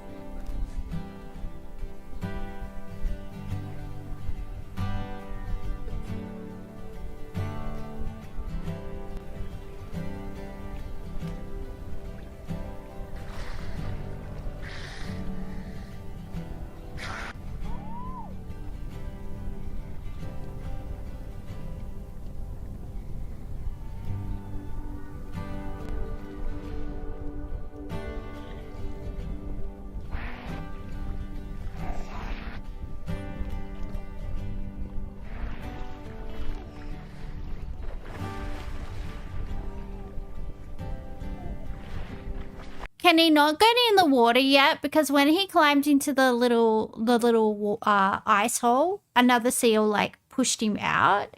Can he like not swim yet? Like what's the deal? Is that why he's just sort of being cute on the ice? Because he needs to complete his seal training. He's not a seal member, SEAL Team 6 member yet. He's gotta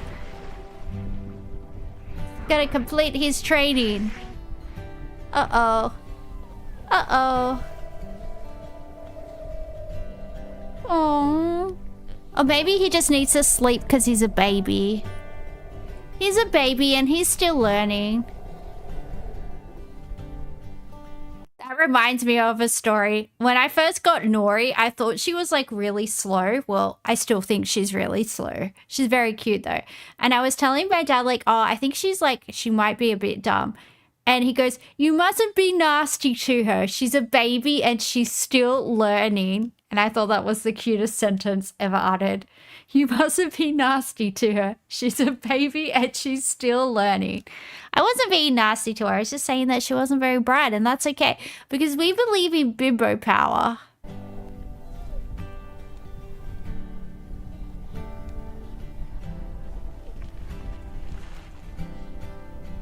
Boop, boop, boop, boop.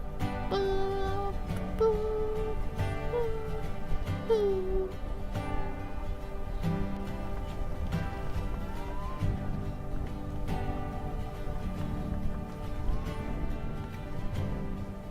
Aww. Your little face. It's just like a puppy dog. If you just put ears on it, it's like a dog. It's like a very drunk dog sliding around. A very derpy dog. Oh, hello. Why are you crying? I'll be your friend. Don't cry.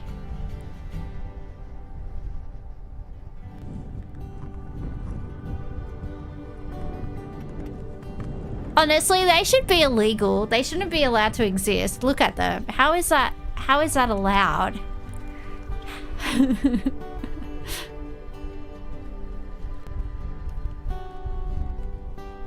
Oop.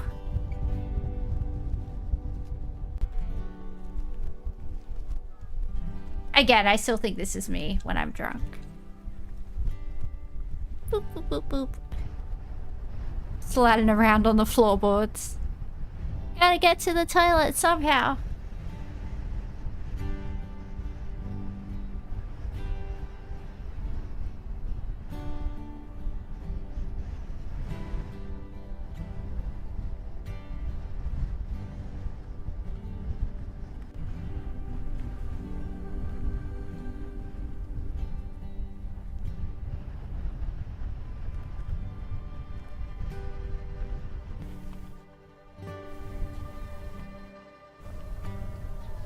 Oh, so cute.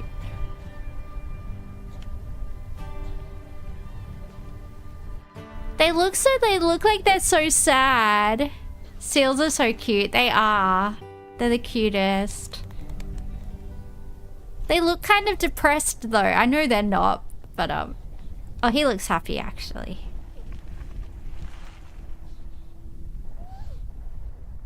Hello.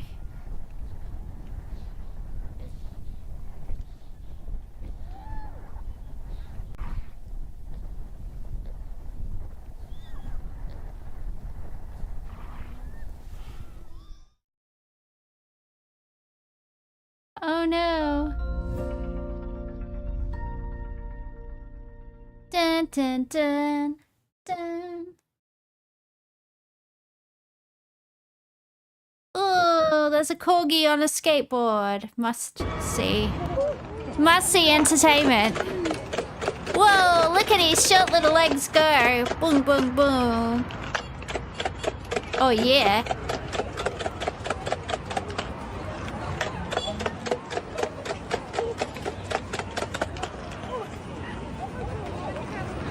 Whoa! Look at him go! Alright, Delta, see ya. I'm probably gonna go after, like, this video, to be honest. I have to do my Duolingo before I lose my 500-day streak.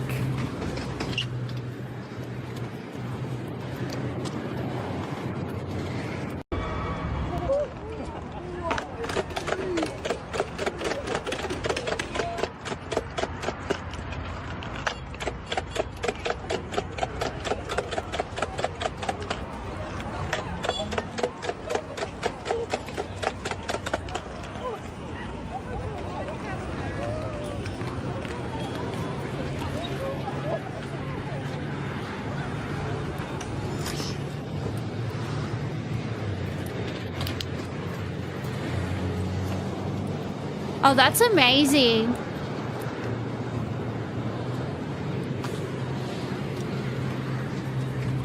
Oh, I love it so much.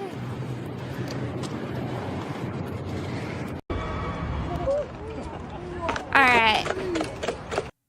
Well, I'm gonna go, guys, because, yeah, I need to do my Duolingo lesson before midnight.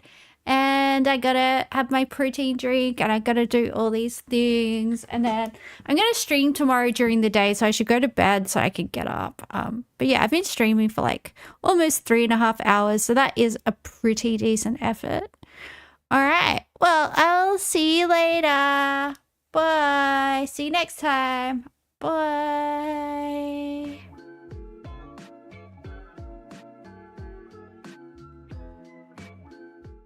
Thoughts on gaming stream soon? Yeah, we'll do gaming tomorrow night. We'll do the usual. We'll do New York Times, and then we'll probably play Uma Musume afterwards. I just keep on forgetting to play it. I get sidetracked because, you know, being a bimbo and all.